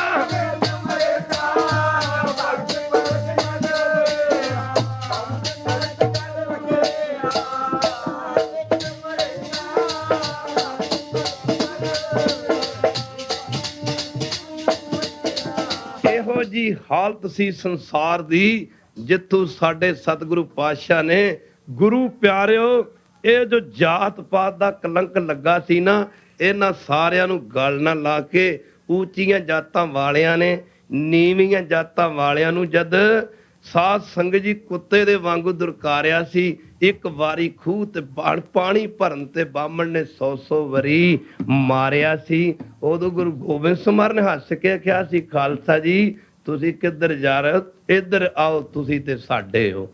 ਬਾਂਹ ਤੋਂ ਫੜ ਕੇ ਗਲ ਨਾ ਲਾਇਆ। ਇੱਧਰ ਰਵਿਦਾਸ ਜੀ ਵਰਗੇ ਤੇ ਨਾਮਦੇਵ ਜੀ ਵਰਗੇ ਭਗਤ ਖਾਲਸਾ ਦੀ ਇਹਨਾਂ ਦੀ ਪੇਸ਼ ਨਹੀਂ ਜਾਣ ਦਿੱਤੀ ਧਰਮ ਦੇ ਠੇਕੇਦਾਰਾਂ ਨੇ। ਇੱਧਰ ਇਹ ਗਰੀਬ ਕਲਾਲ ਨੀਵੀਂ ਜਾਤ ਦਾ ਖਾਲਸਾ ਜੀ ਇਹਦੇ ਮਨ 'ਚ ਗੁਰੂ ਸਾਹਿਬ ਦੇ ਦਰਸ਼ਨ ਕਰਨ ਦੀ ਨਾ ਇੱਛਾ ਜਾਗਦੀ ਰਹਿੰਦੀ, ਪਰ ਡਰਦਾ ਕਿ ਜੇਕਰ ਗੁਰੂ ਸਾਹਿਬ ਦੇ ਦਰਬਾਰ 'ਚ ਗਿਆ ਕਿਤੇ ਸਿੱਖ ਮੇਰਾ ਸੋਧਾ ਨਾ ਲਾ ਦੇਣ, ਸੋਧਾ। ਪਰ ਖਾਲਸਾ ਦੀ ਪੈਰ ਵਿੱਚ ਜੁੱਤੀ ਕੋਈ ਨਹੀਂ। ਅੱਜ ਵੈਰਾਗ ਨੇ ਉਛਾਲਾ ਮਾਰਿਆ, ਤਨ ਦੇ ਕੱਪੜੇ ਚੰਗੇ ਨਹੀਂ, ਸਿਰ ਤੇ ਬੜੀ ਪੁਰਾਣੀ ਦਸਤਾਰ ਹੈ। ਸੋਚਦਾ ਚਲੋ ਗੁਰੂ ਸਾਹਿਬ ਦੇ ਚਰਨਾਂ 'ਚ ਜਾ ਕੇ ਮੱਥਾ ਨਹੀਂ ਟੇਕਾਂਗੇ, ਦੂਰੋਂ ਦਰਸ਼ਨ ਕਰ ਲਾਂਗੇ। ਖਾਲਸਾ ਜੀ ਜਦੋਂ ਦਰਸ਼ਨ ਕਰਨ ਵਾਸਤੇ ਆਇਆ ਤੇ ਗੁਰੂ ਸਾਹਿਬ ਦੇ ਦਰਬਾਰ, ਗੁਰੂ ਸਾਹਿਬ ਦਾ ਦਰਬਾਰ ਲੱਗਾ। ਸਾਧ ਤੋਂ ਗੁਰੂ ਸਾਹਿਬ ਦੇ ਚਰਨਾਂ ਨੂੰ ਨਮਸਕਾਰ ਕਰਨ ਵਾਲੇ ਸਿੱਖਾਂ ਦੀ ਬਹੁਤ ਲੰਬੀ ਲਾਈਨ ਲੱਗੀ ਹੋਈ ਹੈ। ਇਹ ਕਲਾਲ ਸਭ ਤੋਂ ਪਿੱਛੇ ਖੜਾ ਹੋ ਜਾਂਦਾ, ਦੂਰੋਂ ਹੀ ਅੱਡੀਆਂ ਚੱਕ ਕੇ ਗੁਰੂ ਸਾਹਿਬ ਦੇ ਦਰਸ਼ਨ ਕਰਨ ਦੀ ਕੋਸ਼ਿਸ਼ ਕਰਦਾ, ਪਰ ਅੱਗੇ ਨਹੀਂ ਵੱਧਦਾ, ਕਿਉਂਕਿ ਜਾਤ ਪਾਤ ਦਾ ਬੜਾ ਬੋਲਬਾਲਾ ਸੀ। ਅੱਗੇ ਨਹੀਂ ਵੱਧਦਾ ਕਿ ਜੇ ਅੱਗੇ ਗਿਆ ਤੇ ਨਾ ਜਾਣੇ ਗੁਰੂ ਸਾਹਿਬ ਦੇ ਸਿੱਖ ਮੇਰਾ ਸੋਧਾ ਹੀ ਨਾ ਲਾ ਦੇਣ, ਮੇਰੀ ਮਾਰ ਕੁਟਾਈ ਨਾ ਕਰ ਦੇਣ। ਇਧਰੋਂ ਇੱਕ ਸਿੱਖ ਆਇਆ ਦੇਖ ਕੇ ਕਹਿੰਦਾ ਕਲਾਲ ਨੂੰ, ਕਹਿੰਦਾ ਕਿੱਧਰ ਆਇਆ, ਚੱਲ ਪਿੱਛੇ ਹਟ, ਤੂੰ ਕਿੱਧਰੋਂ ਆ ਗਿਆ। ਮਾਫ ਕਰਨਾ ਕਹਿਣ ਲੱਗਾ, ਸਿੱਖਾ ਗੁਰੂ ਸਾਹਿਬ ਦੇ ਦਰਸ਼ਨ ਕਰਨੇ ਨੇ, ਹੁਣੇ ਚਲਾ ਜਾਂਦਾ, ਅੱਗੇ ਨਹੀਂ ਮੈਂ ਜਾਂਦਾ, ਮੈਨੂੰ ਪਤਾ ਹੈ, ਮੈਨੂੰ ਪਤਾ ਕਿ ਮੈਨੂੰ ਅੱਗੇ ਜਾਣ ਦਾ ਹੱਕ ਨਹੀਂ, ਇਹ ਮੈਂ ਜਾਣਦਾ ਖਾਲਸਾ ਜੀ, ਮੈਨੂੰ ਪਤਾ। ਸਾਧ ਸੰਗਤ ਜੀ ਕਹਿੰਦਾ ਮੈਂ ਅੱਗੇ ਨਹੀਂ ਜਾਂਦਾ। ਇੱਕ ਸਿੱਖ ਹੋਰ ਆਇਆ, ਉਹ ਕਹਿੰਦਾ ਤੂੰ ਜਾਂਦਾ ਕਿ ਨਹੀਂ ਜਾਂਦਾ, ਕਿੱਧਰੋਂ ਆ ਗਿਆ। ਉਹ ਕਹਿੰਦਾ ਭਾਈ ਸਾਹਿਬ ਮੈਂ ਚਲਾ ਜਾਂਦਾ। ਸਾਧ ਸੰਗਤ ਸਤਿਗੁਰੂ ਅੰਤਰਜਾਮੀ ਹਨ, ਬਿਨ ਬੋਲਿਆ ਸਭ ਕੇ ਜਾਣਦਾ, ਖਲੇ ਕੀਜੈ ਅਰਦਾਸ, ਨਾਨਕ ਯੋਰ ਗੋਬਿੰਦ ਕਾ ਪੂਰਨ ਗੁਣਤਾਸ। ਸਤਿਗੁਰੂ ਅੰਤਰਜਾਮੀ ਪਾਤਸ਼ਾਹ ਦੀ ਨਜ਼ਰ ਇਸ ਕਲਾਲ ਦੇ ਉੱਤੇ ਪਈ ਹੈ। ਪਹਿਰੇ ਤੇ ਖਲੋਤੇ ਪਹਿਰੇਦਾਰ ਸਿੱਖ ਨੂੰ ਗੁਰੂ ਸਾਹਿਬ ਨੇ ਆਖਿਆ ਕਿ ਸਿੱਖ ਨਾਲ ਲੈ ਜਾ, ਤੇ ਜਾਓ ਉਹ ਜੋ ਪ੍ਰੇਮੀ ਸਾਹਿਬ ਤੋਂ ਪਿੱਛੇ ਖੜਾ ਨਾ, ਉਹਨੂੰ ਬਾਹਾਂ ਤੋਂ ਫੜ ਕੇ ਸਾਡੇ ਪਾਸ ਲਿਆਓ। ਹੁਣ ਦੋਵੇਂ ਸਿੱਖ ਅੱਗੇ ਵਧੇ, ਕਲਾਲ ਦੇ ਕੋਲ ਪੁੱਜੇ। ਇੱਕ ਸਿੱਖ ਨੇ ਖੱਬੀ ਬਾਂਹ ਤੋਂ, ਦੂਜੇ ਨੇ ਸੱਜੀ ਤੋਂ ਫੜ ਲਿਆ। ਆਖਿਆ ਬਈ ਚੱਲ, ਤੈਨੂੰ ਗੁਰੂ ਸਾਹਿਬ ਨੇ ਯਾਦ ਕੀਤਾ। ਉਹ ਸੋਚਦਾ ਵੀ ਜਿਹੜੀ ਗੱਲ ਤੋਂ ਡਰਦਾ ਸਾਂ, ਗੱਲ ਉਹੀ ਬਣ ਗਈ ਹੈ, ਗੱਲ ਉਹੀ ਬਣ ਗਈ ਹੈ। ਇਹ ਤੇ ਮਾਰ ਕਟਾਪਾ ਹੋਵੇਗਾ, ਇਹ ਤੇ ਮੇਰੀ ਚੰਗੀ ਖਾਤਰ ਹੋਵੇਗੀ, ਸੇਵਾ ਕੀਤੀ ਜਾਵੇਗੀ। ਕਹਿੰਦਾ ਸਿੱਖੋ ਗਲਤੀ ਨਾਲ ਆ ਗਿਆ, ਵਾਅਦਾ ਕਰਦਾ ਅੱਗੋਂ ਵਾਸਤੇ ਕਦੀ ਨਹੀਂ ਆਵਾਂਗਾ। ਉਹਨਾਂ ਕਹਾ ਤੇਰੇ ਕਰਮ ਚੰਗੇ ਨੇ, ਚੱਲ ਕੇ ਗੁਰੂ ਸਾਹਿਬ ਦੇ ਦਰਸ਼ਨ ਕਰ ਲੈ, ਤੈਨੂੰ ਗੁਰੂ ਸਾਹਿਬ ਨੇ ਯਾਦ ਕੀਤਾ। ਹੁਣ ਸਿੱਖ ਅੱਗੇ ਨੂੰ ਖਿੱਚਦੇ ਨੇ, ਉਹ ਪਿੱਛੇ ਨੂੰ ਖਿੱਚਦਾ। ਭਾਈ ਸਾਹਿਬ ਅੱਜ ਆ ਗਿਆ, ਅੱਗੇ ਵਾਸਤੇ ਨਹੀਂ ਆਉਂਦਾ। ਸਿੱਖਾਂ ਕਿਹਾ ਭਾਈ ਸਾਹਿਬ ਤੈਨੂੰ ਗੁਰੂ ਸਾਹਿਬ ਨੇ ਯਾਦ ਕੀਤਾ, ਚੱਲ। ਗੁਰੂ ਕੀਰਤਨ ਡਰਦੇ ਡਰਦੇ ਨਾ ਜਦੋਂ ਗੁਰੂ ਸਾਹਿਬ ਦੇ ਚਰਨਾਂ 'ਚ ਪੁੱਜਿਆ ਤੇ ਹੁਣ ਕੰਬੀ ਜਾਂਦਾ। ਖਾਲਸਾ ਜੀ ਸੋਚੋ ਹਿੰਦੁਸਤਾਨ ਦੀ ਹਾਲਤ ਉਦੋਂ ਕਿਹੋ ਜਿਹੀ ਹੋਵੇਗੀ। ਗੁਰੂ ਪਿਆਰਿਓ ਕਦੀ ਸੋਚਿਆ ਖਾਲਸਾ ਦੀ ਕਿਹੋ ਜਿਹੀ ਹਾਲਤ ਹੋਵੇਗੀ। ਜਾਤਾਂ ਤਾਂ ਉਸੇ ਦਿਨ ਹੀ ਖਤਮ ਹੋ ਗਈਆਂ ਸਨ ਜਦੋਂ ਪੰਜਵੇਂ ਪਾਤਸ਼ਾਹ ਨੇ ਇਹਨਾਂ ਵੱਖ-ਵੱਖ ਧਰਮਾਂ ਦੇ ਸੰਤਾਂ ਭਗਤਾਂ ਦੀ ਬਾਣੀ ਨੂੰ ਗੁਰੂ ਗ੍ਰੰਥ ਸਾਹਿਬ ਵਿੱਚ ਦਰਜ ਕਰਕੇ ਮਾਣ ਬਖਸ਼ ਦਿੱਤਾ ਸੀ। ਖਾਲਸਾ ਜੀ ਜਾਤਾਂ ਤੇ ਉਸੇ ਦਿਨ ਹੀ ਖਤਮ ਹੋ ਗਈਆਂ ਸਨ ਜਿਸ ਦਿਨ ਕਲਗੀਧਰ ਪਾਤਸ਼ਾਹ ਨੇ ਨੰਗੀ ਤਲਵਾਰ ਦੀ ਧਾਰ ਦੇ ਉੱਤੇ ਖਾਲਸਾ ਦੀ ਆਨੰਦਪੁਰ ਸਾਹਿਬ ਦੀ ਪਾਵਨ ਪਵਿੱਤਰ ਧਰਤੀ ਦੇ ਖਾਲਸਾ ਪੰਥ ਸਾਜਿਆ। ਖਾਲਸਾ ਦੀ ਮਾਫ ਕਰਨਾ ਜਾਤਾਂ ਤੇ ਉਸੇ ਦਿਨ ਹੀ ਖਤਮ ਹੋ ਗਈਆਂ ਸਨ। ਪਰ ਰੋਣਾ ਅੱਜ ਇਸ ਗੱਲ ਦਾ ਕਿ ਅਸੀਂ ਫੇਰ ਹੀ ਜਾਤਾਂ 'ਚ ਫਸੀ ਜਾਂਦੇ ਹਾਂ। ਜਿਸ ਗੰਦਗੀ ਦੇ ਟੋਏ ਵਿੱਚ ਸਾਡੇ ਗੁਰੂਆਂ ਨੇ ਸਾਨੂੰ ਕੱਢਿਆ ਸੀ, ਅੱਜ ਵੀ ਅਸੀਂ ਉੱਥੇ ਫਸੀ ਜਾਂਦੇ ਹਾਂ। ਖਾਲਸਾ ਜੀ ਸਤਿਗੁਰੂ ਪਾਤਸ਼ਾਹ ਨੇ ਅੰਮ੍ਰਿਤ ਛਕਾਉਣ ਸਮੇਂ ਆਖਿਆ ਸੀ, ਦਇਆ ਸਿੰਘ ਜੀ ਅੱਜ ਤੋਂ ਤੁਹਾਡੀ ਜਾਤ ਗੋਤ ਸਭ ਖਤਮ, ਅੱਜ ਤੋਂ ਤੁਸੀਂ ਵਾਸੀ ਆਨੰਦਪੁਰ ਸਾਹਿਬ ਦੇ। ਤੇ ਸਤਿਗੁਰੂ ਪਾਤਸ਼ਾਹ ਐਵੇਂ ਥੋੜਾ ਅੰਮ੍ਰਿਤ ਛਕਾਉਣ ਸਮੇਂ ਕਿਹਾ ਜਾਂਦਾ ਹੈ, ਪਿਤਾ ਗੁਰੂ ਗੋਬਿੰਦ ਸਿੰਘ, ਮਾਤਾ ਸਾਹਿਬ ਕੌਰ ਤੇ ਗੁਰੂ ਕੀ ਸੰਗਤ, ਨਾਨਕੇ ਪਰਿਵਾਰ ਗੁਰੂ ਕਾ ਲਾਹੌਰ, ਗੁਰੂ ਕੇ ਲਾਹੌਰ। ਪਰ ਧਿਆਨ ਦੇਣ ਵਾਲੀ ਗੱਲ ਹੈ, ਹੁਣ ਇੱਕ ਲਾਲ ਜਦੋਂ ਗੁਰੂ ਸਾਹਿਬ ਦੇ ਚਰਨਾਂ ਵਿੱਚ ਆਇਆ ਤੇ ਕੰਬੀ ਜਾਂਦਾ, ਕੰਬੀ ਜਾਂਦਾ। ਗੁਰੂ ਸਾਹਿਬ ਕੀ ਗੱਲ, ਮਹਾਰਾਜ ਚਰਨਾਂ 'ਚ ਢਹਿ ਕਰੋ, ਕੀ ਗੱਲ। ਕਹਿੰਦਾ ਮਹਾਰਾਜ ਜੀ ਅੱਗੇ ਵਾਸਤੇ ਨਹੀਂ ਆਉਂਦਾ, ਗਲਤੀ ਨਾਲ ਆ ਗਿਆ, ਭੁੱਲ ਨਾ ਆ ਗਿਆ, ਗਲਤੀ ਨਾਲ ਨਹੀਂ ਆਉਂਦਾ, ਮਾਫ ਕਰਨਾ, ਮਾਫ ਕਰਨਾ, ਗਲਤੀ ਨਾਲ ਆ ਗਿਆ, ਅੱਗੇ ਵਾਸਤੇ ਨਹੀਂ ਆਉਂਦਾ। ਸਤਿਗੁਰੂ ਪਾਤਸ਼ਾਹ ਲੱਗੇ ਕਹਿਣ, ਤੂੰ ਹੈ ਕੌਣ। ਮਹਾਰਾਜ ਮੈਂ ਕਲਾਲ ਹੁੰਦਾ, ਕਲਾਲ ਹੁੰਦਾ ਪਾਤਸ਼ਾਹ, ਕਲਾਲ ਹੁੰਦਾ। ਗੁਰੂ ਸਾਹਿਬ ਕਹਿੰਦੇ ਗੱਲ ਸੁਣ, ਤੈਨੂੰ ਅੰਮ੍ਰਿਤ ਛਕਾ ਦਈਏ। ਉਹ ਹੁਣ ਸੋਚਦਾ ਮੈਨੂੰ ਅੰਮ੍ਰਿਤ, ਕਹਿੰਦਾ ਮੈਨੂੰ ਅੰਮ੍ਰਿਤ। ਮਹਾਰਾਜ ਕਹਿੰਦਾ ਤੈਨੂੰ ਅੰਮ੍ਰਿਤ ਛਕਾ ਦਈਏ। ਕਹਿੰਦਾ ਮਹਾਰਾਜ ਦਾਤ, ਉਹਨੇ ਸੋਚਿਆ ਸ਼ਾਇਦ ਮਹਾਰਾਜ ਮਜ਼ਾਕ ਕਰਦੇ ਨੇ ਪਏ। ਕਹਿੰਦਾ ਮਹਾਰਾਜ ਬਖਸ਼ਿਸ਼ ਮੇਰੇ ਤੇ, ਮੇਰੇ ਵਰਗੇ ਨੀਚ ਕਲਾਲ ਤੇ। ਸਤਿਗੁਰੂ ਪਾਤਸ਼ਾਹ ਨੇ ਕਿਹਾ ਤੈਨੂੰ ਅੰਮ੍ਰਿਤ ਛਕਾ ਦਈਏ, ਬੋਲ। ਆਂਦਾ ਮਹਾਰਾਜ ਮੇਰੇ ਤੇ ਕਿਰਪਾ ਹੋ ਸਕਦੀ। ਗੁਰੂ ਸਾਹਿਬ ਲੱਗੇ ਖੜੋ, ਕਿਰਪਾ ਕਿਰਪਾ ਸੁਰ ਨਰ ਮੁਨ ਜਨ ਅੰਮ੍ਰਿਤ ਖੋਜਦੇ ਸੋ ਅੰਮ੍ਰਿਤ ਗੁਰ ਤੇ ਪਾਇਆ, ਪਾਇਆ ਅੰਮ੍ਰਿਤ ਗੁਰ ਕਿਰਪਾ ਕੀਨੀ, ਸੱਚਾ ਮਨ ਵਸਾਇਆ। ਖਾਲਸਾ ਜੀ ਆਖਿਆ ਪਾਤਸ਼ਾਹ ਮੇਰੇ ਤੇ ਵੀ ਕਿਰਪਾ ਹੋ ਸਕਦੀ, ਹਾਂ ਕਿਉਂ ਨਹੀਂ। ਸਤਿਗੁਰੂ ਪਾਤਸ਼ਾਹ ਨੇ ਇਸ਼ਾਰਾ ਕੀਤਾ ਭਾਈ ਦਇਆ ਸਿੰਘ ਹੋਰਾਂ ਨੂੰ, ਅੰਮ੍ਰਿਤ ਦਾ ਬਾਟਾ ਤਿਆਰ ਕਰੋ। ਜਦੋਂ ਅੰਮ੍ਰਿਤ ਦਾ ਬਾਟਾ ਤਿਆਰ ਕੀਤਾ ਗਿਆ, ਸਤਿਗੁਰੂ ਪਾਤਸ਼ਾਹ ਨੇ ਇਸ ਕਲਾਲ ਨੂੰ ਆਪਣੇ ਹੱਥੀ ਅੰਮ੍ਰਿਤ ਛਕਾਉਂਦੇ ਇਹ ਵਚਨ ਕੀਤੇ, ਖਾਲਸਾ ਜੀ ਅੱਜ ਤੂੰ ਜਿਹੜਾ ਸਿੱਖ ਇਹਨੂੰ ਕਲਾਲ ਕਹੂਗਾ ਉਹ ਨਰਕਾਂ ਦਾ ਅਧਿਕਾਰੀ ਹੈ। ਇਸ ਸਿੱਖ ਨੂੰ ਜਿਹਨੇ ਬੁਲਾਉਣਾ ਹੋਵੇ ਨਾ, ਇਹਨੂੰ ਗੁਰੂ ਕਾ ਲਾਲ ਕਹਿ ਕੇ ਬੁਲਾਉਣਾ ਹੋਵੇਗਾ, ਗੁਰੂ ਕਾ ਲਾਲ ਕਹਿ ਕੇ ਬੁਲਾਉਣਾ ਹੋਵੇਗਾ। ਤੇ ਗੁਰੂ ਕੇ ਲਾਲ ਦੀ ਤੇ ਭਲਾ ਜਾਤ ਕਿੱਥੇ ਰਹਿ ਜਾਂਦੀ ਏ।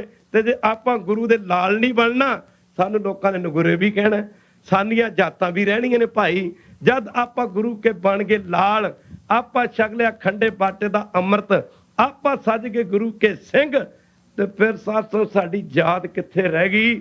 ਜਾਤ ਤਾਂ ਸਭ, ਜਾਤ ਮੈਂ ਜੋਤ, ਮਾਫ ਕਰਨਾ, ਜੋਤ ਮੈਂ ਜਾਤਾ, ਅਕਲ ਕਲਾ ਭਰਪੂਰਿਆ, ਤੂੰ ਸੱਚਾ ਸਾਹਿਬ ਸਿਰ ਸਵਾਲਿਓ, ਜਿਨ ਕੀਤੀ ਸੋ ਪਾਰ ਪਿਆ। ਭਾਈ ਬੜੀ ਖੁਸ਼ੀ ਦੀ ਗੱਲ ਹੈ, ਭਗਤ ਰਵਿਦਾਸ ਜੀ ਮਹਾਰਾਜ ਦੇ ਨਾਂ ਤੇ ਜੋ ਆਪ ਜੀ ਨੇ ਗੁਰੂ ਘਰ ਬਣਾਇਆ, ਇਹ ਖਾਲਸਾ ਜੀ ਸਮਾਂ ਜਿਵੇਂ ਜਿਵੇਂ ਅੱਗੇ ਵਧੇਗਾ ਨਾ, ਆ ਬਾਣੀ ਪੜੋਗੇ। ਰਵਿਦਾਸ ਜੀ ਦੀ ਹੁਣ ਬਾਣੀ ਪੜ੍ਹ ਕੇ ਵੇਖੀਏ। ਆ ਬਾਣੀ ਆਪਾਂ ਫੋਟੋ ਦੇਖਦੇ ਆ ਭਗਤ ਰਵਿਦਾਸ ਜੀ ਦੀ।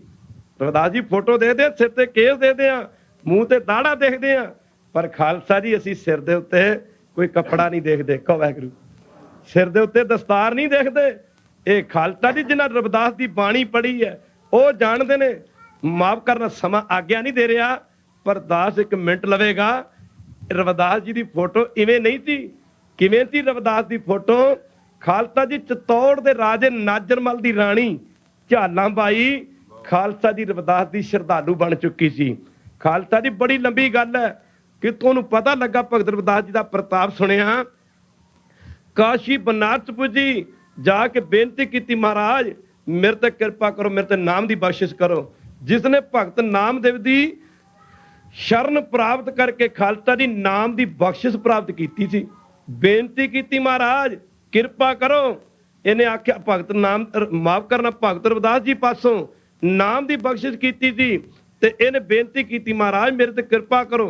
ਰਵਿਦਾਸ ਜੀ ਲੱਗੇ ਕਹਿਣ ਬੀਬਾ ਕਿਰਪਾ, ਤੁਸੀਂ ਰਾਜਪੂਤ ਰਾਜੇ, ਅਸੀਂ ਨੀਵੀਂ ਜਾਤ ਨਾਲ ਸੰਬੰਧ ਰੱਖਣ ਵਾਲੇ, ਜਰਾ ਧਿਆਨ ਦੇਣਾ। ਪਰ ਇਹਦੀ ਸ਼ਰਧਾ ਵੇਖ ਕੇ ਇਹਨੂੰ ਇਹ ਤੇ ਬਖਸ਼ਿਸ਼ ਕੀਤੀ ਸੀ। ਇਹਨੇ ਬੇਨਤੀ ਕੀਤੀ, ਮਰ ਕਦੇ ਚਤੌੜਗੜ੍ਹ ਵੀ ਚਰਨ ਪਾਉਣੇ, ਖਾਲਸਾ ਜੀ ਬਖਸ਼ਿਸ਼ ਕਰੋ। ਰਵਿਦਾਸ ਜੀ ਨੇ ਕਹਿਣਾ ਕੀਤਾ, ਜਦੋਂ ਪਰਮੇਸ਼ਰ ਕਿਰਪਾ ਕਰੇਗਾ ਜ਼ਰੂਰ ਆਵਾਂਗੇ। ਖਾਲਸਾ ਜੀ ਐਵੇਂ ਨਹੀਂ ਕਿਹਾ ਜਾਤੀ ਹੋਛੀ, ਆਪ ਕਹਿੰਦੇ ਚਮਰੱਟਾ ਗਾਂਢ ਨਾ ਜਨੀ। ਉਹ ਕੋਈ ਜੁੱਤੀਆਂ ਗੰਢਣ ਵਾਸਤੇ ਨਹੀਂ ਸੀ ਆਏ, ਉਹ ਲੋਕਾਂ ਦੇ ਟੁੱਟੇ ਮਨਾਂ ਨੂੰ ਗੰਢਣ ਵਾਸਤੇ ਆਏ ਸੀ। ਜਿਹੜੀਆਂ ਤਰੇੜਾਂ ਪੈ ਚੁੱਕੀਆਂ ਸਨ, ਬੰਦਾ ਬੰਦੇ ਤੋਂ ਦੂਰ ਹੋ ਚੁੱਕਾ ਸੀ, ਬੰਦਿਆਂ ਨੂੰ ਬੰਦਿਆਂ ਦੇ ਨੇੜੇ ਕਰਨ ਵਾਸਤੇ ਆਏ ਸਨ, ਬੰਦਿਆਂ ਨੂੰ ਰੱਬ ਦੇ ਨੇੜੇ ਕਰਨ ਵਾਸਤੇ ਆਏ ਸਨ। ਕਹਿੰਦੇ ਨੇ ਰਾਣੀ ਝਾਲਾਂ ਦਿਨ ਰਾਤ ਵਿਰਾਗ ਕਰਦੀ ਹੈ। ਇਧਰ ਰਾਣੀ ਝਾਲਾਂ ਦੇ ਘਰੋਂ ਮਾਫ ਕਰਨਾ, ਇਹਦਾ ਰਾਜਾ ਨਾਜਰਮਲ ਕਹਿੰਦਾ, ਰਾਣੀ ਕਿੱਥੇ ਰਾਜਪੂਤ ਰਾਜੇ? ਪਤਾ ਲੱਗਾ ਕਿ ਜਿਹਨੂੰ ਤੂੰ ਗੁਰੂ ਧਾਰਨ ਕੀਤਾ ਜਾਤ ਦਾ ਚਮਾਰ ਹੈ। ਚਮਾਰ ਹੀ ਨਹੀਂ, ਉਹਦਾ ਕਿੱਤਾ ਵੀ ਚਮਾਰਾਂ ਵਾਲਾ। ਰਾਣੀ ਨੇ ਆਖਿਆ, ਰਾਜਨ ਸੱਤ ਪੁਰਸ਼ਾਂ ਦੀ ਕੋਈ ਜਾਤ ਨਹੀਂ ਹੁੰਦੀ, ਸੱਤ ਪੁਰਸ਼ਾਂ ਦਾ ਕੋਈ ਮਜ਼ਹਬ ਨਹੀਂ ਦੀ ਜਾਤ ਪਾਤ ਨਹੀਂ ਹੁੰਦੀ। ਰਾਜਨ जात न पूछो साध से, करो ज्ञान की बात, मोल करो कृपाण का, छोड़ो म्यान की बात। खालसा जी राणी ਝਾਲਾਂ ਦੀਆਂ ਦਿਨ ਰਾਤ ਦੀਆਂ ਅਰਦਾਸਾਂ ਨੇ ਭਗਤ ਰਵਿਦਾਸ ਜੀ ਦੀ ਪਵਿੱਤਰ ਆਤਮਾ ਨੂੰ ਖਿੱਚ ਲਿਆ। ਚਤੌੜ ਭਗਤ ਜੀ ਖਾਲਸਾ ਜੀ ਆਪਣਾ ਜੁੱਤੀਆਂ ਕੱਢਣ ਵਾਲਾ ਸਮਾਨ ਲੈ ਕੇ ਗੁਰੂ ਕਿੱਥੇ ਪੁੱਜੇ? ਜਰਾ ਧਿਆਨ ਦੇਣ ਵਾਲੀ ਗੱਲ ਹੈ। ਚਤੌੜ ਪੁੱਜੇ। ਖਾਲਸਾ ਦੀ ਸ਼ਹਿਰ ਤੋਂ ਦੇ ਬਾਜ਼ਾਰ ਵਿੱਚ ਪੁੰਜੇ ਜ਼ਮੀਨ ਤੇ ਬੋਰੀ ਵਗੈਰਾ ਜਾਂ ਕੱਪੜਾ ਵਗੈਰਾ ਵਿਛਾ ਕੇ ਜੁੱਤੀਆਂ ਕੱਢਣੀਆਂ ਸ਼ੁਰੂ ਕੀਤੀਆਂ। ਤੇ ਖਾਲਸਾ ਦੀ ਐਵੇਂ ਥੋੜਾ ਕਿਹਾ ਸੀ, ਨੀਚਾ ਅੰਦਰ ਨੀਚ ਜਾਤ, ਨੀਚੀ ਹੂੰ ਅਤ ਨੀਚ, ਨਾਨਕ ਤਿੰਨ ਕੈ ਸੰਗ ਸਾਥ ਵੱਡਿਆਂ ਚੋਂ ਕਿਆ ਰੀਤ। ਕਹਿੰਦੇ ਨੇ ਲੋਕਾਂ ਨੂੰ ਪਤਾ ਲੱਗਾ ਕਿ ਭਗਤ ਰਵਿਦਾਸ ਜੀ ਆਏ ਨੇ। ਰਾਣੀ ਝਾਲਾਂ ਨੂੰ ਪਤਾ ਲੱਗਾ ਕਿ ਮਾਫ ਕਰਨਾ ਮੇਰੇ ਇਸ਼ਟ ਜੀ ਆਏ ਨੇ, ਦਰਸ਼ਨ ਕਰਨ ਵਾਸਤੇ ਪੁੱਜੀ। ਰਾਜਾ ਨਾਜਰਮਲ ਇਹਨੂੰ ਪਤਾ ਲੱਗਾ ਕਿ ਮੇਰੀ ਰਾਣੀ ਦਾ ਚਮਾਰ ਗੁਰੂ, ਚਮਾਰ ਹੀ ਨਹੀਂ ਕੰਮ ਵੀ ਚਮਾਰਾਂ ਵਾਲਾ ਹੈ। ਕਹਿੰਦੇ ਨੇ ਰਾਜਾ ਨਾਜਰਮਲ ਗੁਰਮੁਖੋ ਹਾਥੀ ਤੇ ਸਵਾਰ ਹੋ ਕੇ ਨਾ ਆਪਣੇ ਵਜ਼ੀਰਾਂ ਮੰਤਰੀਆਂ ਐਲਕਰਾਂ ਸਮੇਤ ਉੱਥੇ ਪੁੱਜਾ ਜਿੱਥੇ ਭਗਤ ਜੀ ਜੁੱਤੀਆਂ ਕੱਢ ਰਹੇ ਨੇ। ਜੁੱਤੀਆਂ ਤੇ ਰਾਜਾ ਮੁਸਕਰਾ ਪਿਆ, ਖਿੜਖੜਾ ਕੇ ਹੱਸ ਪਿਆ। ਸੰਤਨ ਸੇਤੀ ਮਸਕਟੀ, ਕੁੱਲ ਡੋਬਣ ਕੀ ਰੀਤ, ਭਾਗਵਾਨ ਸੇਵਾ ਕਰੇ ਹੁਜਤ ਕਰਨ ਪਲੀਤ। ਸਾਧ ਸੰਗੀ ਜੀ ਹੁਜਤ ਕੀਤੀ। ਆਖਿਆ ਚਲੋ ਮੇਰੀ ਰਾਣੀ ਦੇ ਚਮਾਰ ਗੁਰੂ, ਬੜੀ ਖੁਸ਼ੀ ਹੋਈ ਆਪਦੇ ਦਰਸ਼ਨ ਕਰਕੇ। ਚਲੋ ਮੈਂ ਤੁਹਾਨੂੰ ਦੱਸਦਾ ਰਾਜੇ ਲੋਕ ਕਿਵੇਂ ਰਹਿੰਦੇ ਨੇ। ਆ ਜੁੱਤੀਆਂ ਗੰਢਣ ਵਾਲੇ ਜਾਤ ਦੇ ਚਮਾਰ ਭਗਤ ਰਵਿਦਾਸ, ਮੇਰੀ ਰਾਣੀ ਨੇ ਬੜੀ ਵੱਡੀ ਭੁੱਲ ਕੀਤੀ ਜੋ ਤੈਨੂੰ ਗੁਰੂ ਧਾਰਨ ਕਰ ਲਿਆ। ਰਵਿਦਾਸ ਜੀ ਆਹ ਰੱਬ ਦੇ ਬੰਦੇ ਚਾਹੁਣ ਤਾਂ ਦੁਨੀਆ ਦਾ ਤਖਤਾ ਪਲਟ ਸਕਦੇ ਨੇ, ਪਰ ਉਹ ਰੱਬ ਦੇ ਸ਼ਰੀਕ ਨਹੀਂ ਬਣਦੇ। ਉਹ ਵਾਹਿਗੁਰੂ ਦੀ ਰਜ਼ਾ ਦੇ ਵਿੱਚ ਲੱਤ ਨਹੀਂ ਮਾਰਦੇ, ਵਾਹਿਗੁਰੂ ਦੇ ਹੁਕਮ ਦੇ ਵਿੱਚ ਬੱਧੇ ਹੁੰਦੇ ਹਨ। ਖਾਲਸਾ ਜੀ ਰਾਜਾ ਨਾਜਰਮਲ ਲੱਗਾ ਕਹਿਣ, ਰਵਿਦਾਸ ਚੱਲ ਮੈਂ ਤੈਨੂੰ ਦਿਖਾਵਾਂ ਰਾਜਿਆਂ ਮਹਾਰਾਜਾਂ ਦੇ ਕੈਸੇ ਸ਼ਾਹੀ ਠਾਠ ਬਾਟ ਹੁੰਦੇ ਨੇ। ਕਹਿੰਦੇ ਨੇ ਰੱਬ ਦੇ ਬੰਦਿਆਂ ਨੂੰ ਹਉਮੈ ਚੰਗੀ ਨਹੀਂ ਲੱਗਦੀ, ਨਾ ਪਰਮੇਸ਼ਰ ਨੂੰ ਚੰਗੀ ਲੱਗਦੀ ਹੈ। ਹਉਮੈ ਨਾਵੇ ਨਾਲ ਵਿਰੋਧ ਹੈ, ਦੋਏ ਨਾ ਬਸਾ ਇੱਕ ਠਾਹੇ। ਰਾਜੇ ਨਾਜਰ ਮਲ ਨੂੰ ਭਗਤ ਰਵਿਦਾਸ ਜੀ ਲੱਗੇ ਕਹਿਣ, ਰਾਜਨ ਕੀ ਹੈ ਤੇਰੀ ਹਸੀਅਤ, ਕੀ ਹੈ ਤੇਰੀ ਹਸਤੀ, ਦਿਖਾ। ਰਾਜਾ ਨਾਜਰ ਮਲ ਭਗਤ ਰਵਿਦਾਸ ਨੂੰ ਰਾਜ ਮਹਿਲਾਂ ਵਿੱਚ ਲੈ ਗਿਆ। ਕਹਿੰਦਾ ਵੇਖੋ ਮੇਰੇ ਰਾਜ ਮਹਿਲ ਦੇਖੋ, ਮਾਫ ਕਰਨਾ, ਦੌਲਤਾਂ ਖਜ਼ਾਨੇ ਦਿਖਾਏ, ਹੀਰੇ ਲਾਲਾਂ ਨਾਲ ਭਰੇ ਖਜ਼ਾਨੇ ਦਿਖਾਏ। ਤੇ ਜਦੋਂ ਭਗਤ ਰਵਿਦਾਸ ਜੀ ਨੇ ਸਭ ਕੁਝ ਵੇਖ ਲਿਆ, ਆਖਿਆ ਰਾਜਨ ਹੋਰ ਕੀ ਹੈ? ਤੇ ਰਾਜਾ ਕਹਿੰਦਾ ਚਲੋ ਜੀ ਦਿਖਾਵਾਂ ਤੁਹਾਨੂੰ ਆਪਣੀਆਂ ਫੌਜਾਂ ਦੀ ਛਾਉਣੀ, ਕਿਤੇ ਹਾਥੀ, ਕਿਤੇ ਘੋੜੇ, ਕਿਤੇ ਊਠਾਂ ਦੇ ਊਠ ਸਵਾਰ। ਉਹਨਾਂ ਸਮਿਆਂ ਦੇ ਵਿੱਚ ਇਹੋ ਜਿਹੇ ਸਾਧਨ ਹੁੰਦੇ ਸਨ ਮੈਦਾਨੇ ਜੰਗ ਦੇ ਵਿੱਚ। ਤੇ ਰਵਿਦਾਸ ਕਹਿੰਦਾ ਚੱਲ ਰਾਜਨ, ਆ ਮੈਂ ਤੈਨੂੰ ਦੱਸਦਾ, ਤੇਰੀ ਤੇ ਆ ਹਸਤੀ ਹੈ ਜਿਸ ਮਾਲਕ ਦੀ ਮੈਂ ਭਗਤੀ ਕਰਦਾ, ਤੈਨੂੰ ਦੱਸਦਾ ਉਹਦੀ ਕੀ ਹਸਤੀ ਹੈ। ਖਾਲਸਾ ਜੀ ਮਾਫ ਕਰਨਾ, ਕਹਿੰਦੇ ਨੇ ਕਿ ਰਾਜਾ ਨਾਜਰ ਮਲ ਹਾਥੀ ਤੇ ਸਵਾਰ, ਅੱਗੇ ਰਾਜਾ ਨਾਜਰ ਮਲ, ਪਿੱਛੇ ਰਾਜੇ ਨਾਜਰ ਮਲ ਦੇ 700 ਹਾਥੀਆਂ ਦੀ ਫੌਜ, ਉਦੋਂ ਪਿੱਛੇ ਘੋੜਿਆਂ ਦੀ ਫੌਜ, ਉਦੋਂ ਪਿੱਛੇ ਊਟਾਂ ਦੀ ਫੌਜ, ਅੱਗੇ ਰੱਬ ਦੀ ਬੰਦਗੀ ਕਰਨ ਵਾਲਾ। ਐਵੇਂ ਨਹੀਂ ਗੁਰੂ ਨਾਨਕ ਜੀ ਨੇ ਆਖਿਆ, ਜਿਸ ਨੂੰ ਬਖਸ਼ੇ ਸਿਫਤ ਸਲਾਹ ਨਾਨਕ ਪਾਤਸ਼ਾਹੀ। ਪਾਤਸ਼ਾਹ ਤੇ ਭਗਤ ਰਵਿਦਾਸ ਜੀ ਕਹਿੰਦੇ ਨੇ ਅੱਗੇ ਅੱਗੇ ਤੁਰੇ ਜਾ ਰਹੇ ਨੇ, ਤੇ ਕਹਿੰਦੇ ਨੇ ਆ ਰਾਜਾ ਨਾਜਰ ਮਲ ਤੈਨੂੰ ਦਿਖਾਈਏ ਰੱਬ ਦੀ ਭਗਤੀ 'ਚ ਕੀ ਸ਼ਕਤੀਆਂ ਨੇ। ਰਵਿਦਾਸ ਜੀ ਨੇ ਅਰਦਾਸ ਕੀਤੀ, ਇਹ ਮੇਰੇ ਪ੍ਰਭੂ, ਮੈਂ ਨਹੀਂ ਚਾਹੁੰਦਾ ਤੇਰੇ ਹੁਕਮ ਦੇ ਵਿੱਚ ਲੱਤ ਮਾਰਾਂ, ਪਰ ਅਕਲ ਦਾ ਅੰਨਾ ਇਹ ਬਾਦਸ਼ਾਹ ਜਿਸ ਦੀ ਰਾਜ ਭਾਗ ਨੇ ਮੱਤ ਮਾਰ ਦਿੱਤੀ ਹੈ, ਜਿਹਨੂੰ ਇਹੀ ਨਹੀਂ ਪਤਾ ਕਿ ਨਾਮ ਦੇ ਵਿੱਚ ਕੀ ਸ਼ਕਤੀਆਂ ਨੇ। ਨਾਉ ਮਰੇ ਨਾ ਠਾਗੇ ਜਾਹੇ, ਜਿਨ ਕੇ ਰਾਮ ਵਸੇ ਮਨ ਮਾਹੇ। ਕਹਿੰਦੇ ਨੇ ਕਿ ਰਵਿਦਾਸ ਜੀ ਨੇ ਅਰਦਾਸ ਕੀਤੀ ਨਾ, 700 ਨੇਤਰ ਬੰਦ ਕਰਕੇ, ਤੇ ਰਾਜਾ ਨਾਜਰ ਮਲ ਕੀ ਦੇਖਦਾ? ਸਾਧ ਸੰਗਤ ਜੀ ਜਿੱਥੇ ਜਿੱਥੇ ਤੱਕ ਉਹਦੀ ਨਜ਼ਰ ਜਾਂਦੀ ਸੀ, ਧਰਤੀ ਸੋਨੇ ਦੀ ਬਣ ਗਈ। ਖਾਲਸਾ ਜੀ ਸੋਨੇ ਦੀ ਬਣ ਗਈ। ਕਹਿੰਦੇ ਨੇ ਧਰਤੀ ਸੋਨੇ ਦੀ ਬਣ ਗਈ, ਸੋਨੇ ਦੀ। ਤੇ ਰਾਜਾ ਨਾਜਰ ਮਲ ਜਦੋਂ ਨੇ ਦੇਖਿਆ ਧਰਤੀ ਸੋਨੇ ਦੀ ਬਣ ਗਈ, ਆਓ ਸੱਜਣੋ, ਆਓ ਗੁਰਮੁਖੋ ਪਿਆਰਿਓ, ਤੁਹਾਨੂੰ ਦੱਸੀਏ ਤੁਹਾਡੇ ਰਵਿਦਾਸ ਭਗਤ ਜੀ ਕਿਹੋ ਜਿਹੇ ਸਨ। ਤੁਹਾਡੇ ਹੀ ਨਹੀਂ ਰਵਿਦਾਸ ਭਗਤ, ਰਵਿਦਾਸ ਭਗਤ ਤਾਂ ਸਾਰੀ ਦੁਨੀਆ ਦੇ ਭਗਤ ਹਨ, ਪਰ ਉਹ ਰਵਿਦਾਸ ਕਿਹੋ ਜਿਹੇ ਸਨ। ਕਹਿੰਦੇ ਨੇ ਕਿ ਰਾਜਾ ਨਾਜਰ ਮਲ ਜਿਹਦੇ ਸਿਰ ਤੇ ਕਰੋੜਾਂ ਦੀ ਕੀਮਤ ਰੱਖਣ ਵਾਲਾ ਸੋਨੇ ਦਾ ਛਤਰ, ਤੇ ਸਾਧ ਸੰਗਤ ਜਿਹਦੇ ਵਿੱਚ ਬੜੇ ਬੜੇ ਬਹੁਮੁੱਲੇ ਹੀਰੇ ਤੇ ਲਾਲ ਜੜੇ ਹੋਏ ਸਨ। ਕਹਿੰਦੇ ਰਾਜਾ ਨਾਜਰ ਮਲ ਉਹਦਾ ਚਿੱਤ ਕੀਤਾ, ਕੀ ਉਹਦਾ ਚਿੱਤ ਕੀਤਾ, ਮੈਂ ਆਪਣਾ ਛਤਰ ਉਤਾਰ ਕੇ ਤੇ ਭਗਤ ਰਵਿਦਾਸ ਦੇ ਸਿਰ ਤੇ ਰੱਖ ਦਿਆਂ। ਜਦੋਂ ਭਗਤ ਰਵਿਦਾਸ ਦੇ ਸਿਰ ਤੇ ਛਤਰ ਰੱਖਿਆ ਰਾਜੇ ਨੇ, ਤੇ ਭਗਤ ਰਵਿਦਾਸ ਦੇ ਪੈਰਾਂ ਤੇ ਢਹਿ ਪਿਆ, ਤੇ ਨਾਲੇ ਕਹਿੰਦਾ ਮਹਾਰਾਜ ਤੁਸੀਂ ਹੁਣ ਖੁਸ਼ ਹੋ, ਦੇਖੋ ਮੈਂ ਤੁਹਾਡਾ ਕਿੰਨਾ ਸਤਿਕਾਰ ਕਰ ਰਿਹਾ। ਮੱਛੀ ਪੱਥਰ ਚੱਟ ਕੇ ਪਿੱਛੇ ਮੁੜਦੀ ਹੈ। ਖਾਲਸਾ ਜੀ ਕਹਿੰਦਾ ਕਿੰਨਾ ਸਤਿਕਾਰ ਕਰ ਰਿਹਾ। ਉਹ ਰਾਜਾ ਸੋਚਦਾ ਸ਼ਾਇਦ ਮੇਰੀ ਵਡਿਆਈ ਕਰੇਗਾ। ਆਖਿਆ ਨਹੀਂ ਰਾਜਨ, ਐਸੀ ਲਾਲ ਜੀ ਤੁਝ ਬਿਨ ਕੌਣ ਕਰੇ। ਇਹ ਮੇਰੇ ਮਾਲਕ, ਐਡਾ ਪ੍ਰਤਾਪ, ਇਹੋ ਜੀ ਮਹਿਮਾ ਤੇਰੇ ਤੋਂ ਬਿਨਾਂ ਮੇਰੀ ਕੌਣ ਕਰ ਸਕਦਾ। ਗਰੀਬ ਨਵਾਜ ਗਸਈਆਂ ਮਾਧੋ, ਮਾਥੇ ਛਤਰ ਧਰੇ ਮਾਥੇ। ਰਵਿਦਾਸ ਦੇ ਤਾਂ ਮੱਥੇ ਤੇ ਛਤਰ ਸੀ, ਛਤਰ ਰੱਖਿਆ। ਉਸ ਮੌਕੇ ਇਹ ਸ਼ਬਦ ਉਚਾਰਨ ਕੀਤਾ ਸੀ,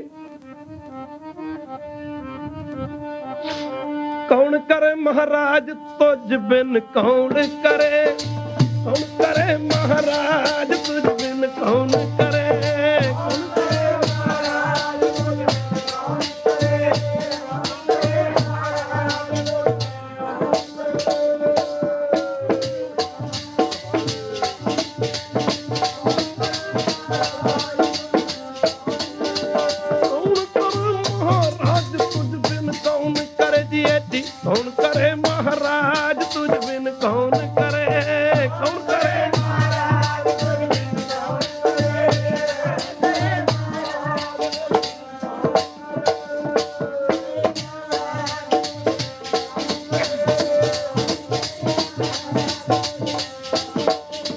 ਹਾਂ ਇਹ ਤਾਂ ਮਾਲਕ ਦੀ ਕਿਰਪਾ ਹੈ। ਤੇ ਰਾਣੀ ਫੁੱਲੀ ਨਹੀਂ ਸਮਾਉਂਦੀ, ਤੇ ਦੂਜੇ ਦਿਨ ਰਾਣੀ ਨੇ ਸਾਧ ਸੰਗਤ ਜੀ ਇੱਕ ਭੰਡਾਰਾ ਰਚ ਦਿੱਤਾ। ਪੰਡਤਾਂ ਨੂੰ ਨਿਉਂਦਾ ਦਿੱਤਾ ਕਿ ਸਾਡੇ ਘਰੇ ਪ੍ਰਸ਼ਾਦਾ ਛਕੋ ਆ ਕੇ। ਤੇ ਹੁਣ ਛਕਣ ਵੇਲੇ ਜਦੋਂ ਪੰਡਤ ਆਏ, ਤੇ ਭਗਤ ਰਵਿਦਾਸ ਜੀ ਵੀ ਪੰਗਤ 'ਚ ਬਹਿ ਗਏ। ਤੇ ਰਵਿਦਾਸ ਜੀ ਜੋ ਪ੍ਰਸ਼ਾਦਾ ਲੱਗੇ ਛਕਾਉਣ, ਤੇ ਪੰਡਤ ਜੀ ਕਹਿੰਦੇ ਨੇ ਅਸੀਂ ਰਾਣੀ ਗੁਰੂ ਹੋਵੇਗਾ ਰਵਿਦਾਸ ਤੇਰਾ, ਅਸੀਂ ਰਵਿਦਾਸ ਦੇ ਨਾਲ ਖਾਣਾ ਨਹੀਂ ਖਾਣਾ, ਕਿਉਂਕਿ ਜਾਤ ਦਾ ਚਮਾਰ। ਹੁਣ ਰਾਣੀ ਸੋਚਦੀ ਉਹ ਕੀ ਆਖਾਂ ਜਾ ਕੇ, ਭਗਤ ਜੀ ਨੂੰ ਕੀ ਕਹਾਂ। ਭਗਤ ਜੀ ਲੱਗੇ ਕਰ ਰਾਣੀ ਘਬਰਾ ਨਾ, ਤੂੰ ਪੰਡਤਾਂ ਨੂੰ ਪ੍ਰਸ਼ਾਦਾ ਛਕਾ, ਉਹਦੀ ਬਾਅਦ ਛਕ ਲਾਂਗੇ। ਜਦੋਂ ਥਾਲ ਵਰਤਾਏ ਗਏ ਨਾ, 36 ਕਿਸਮ ਦੇ ਪਕਵਾਨ ਥਾਲਾਂ ਵਿੱਚ ਰੱਖੇ ਗਏ।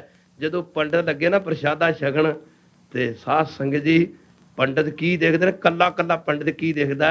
ਇੱਕ ਅਰਦਾਸ ਮੇਰੇ ਖੱਬੇ ਪਾਸੇ ਬੈਠਾ ਤੇ ਦੂਜਾ ਸੱਜੇ ਪਾਸੇ ਬੈਠਾ। ਮਾਫ ਕਰਨਾ, ਉਹ ਪੰਡਤ ਨੇ ਬੁਰਕੀ ਤੋੜੀ ਤੇ ਰਵਿਦਾਸ ਜੀ ਨੇ ਉਹਨਾਂ ਇੱਕ ਤੋੜੀ ਤੇ ਦੂਆਂ ਨੇ ਦੋ ਤੋੜ ਲਈਆਂ, ਦੋ ਜੂ ਬੈਠੇ ਸਨ।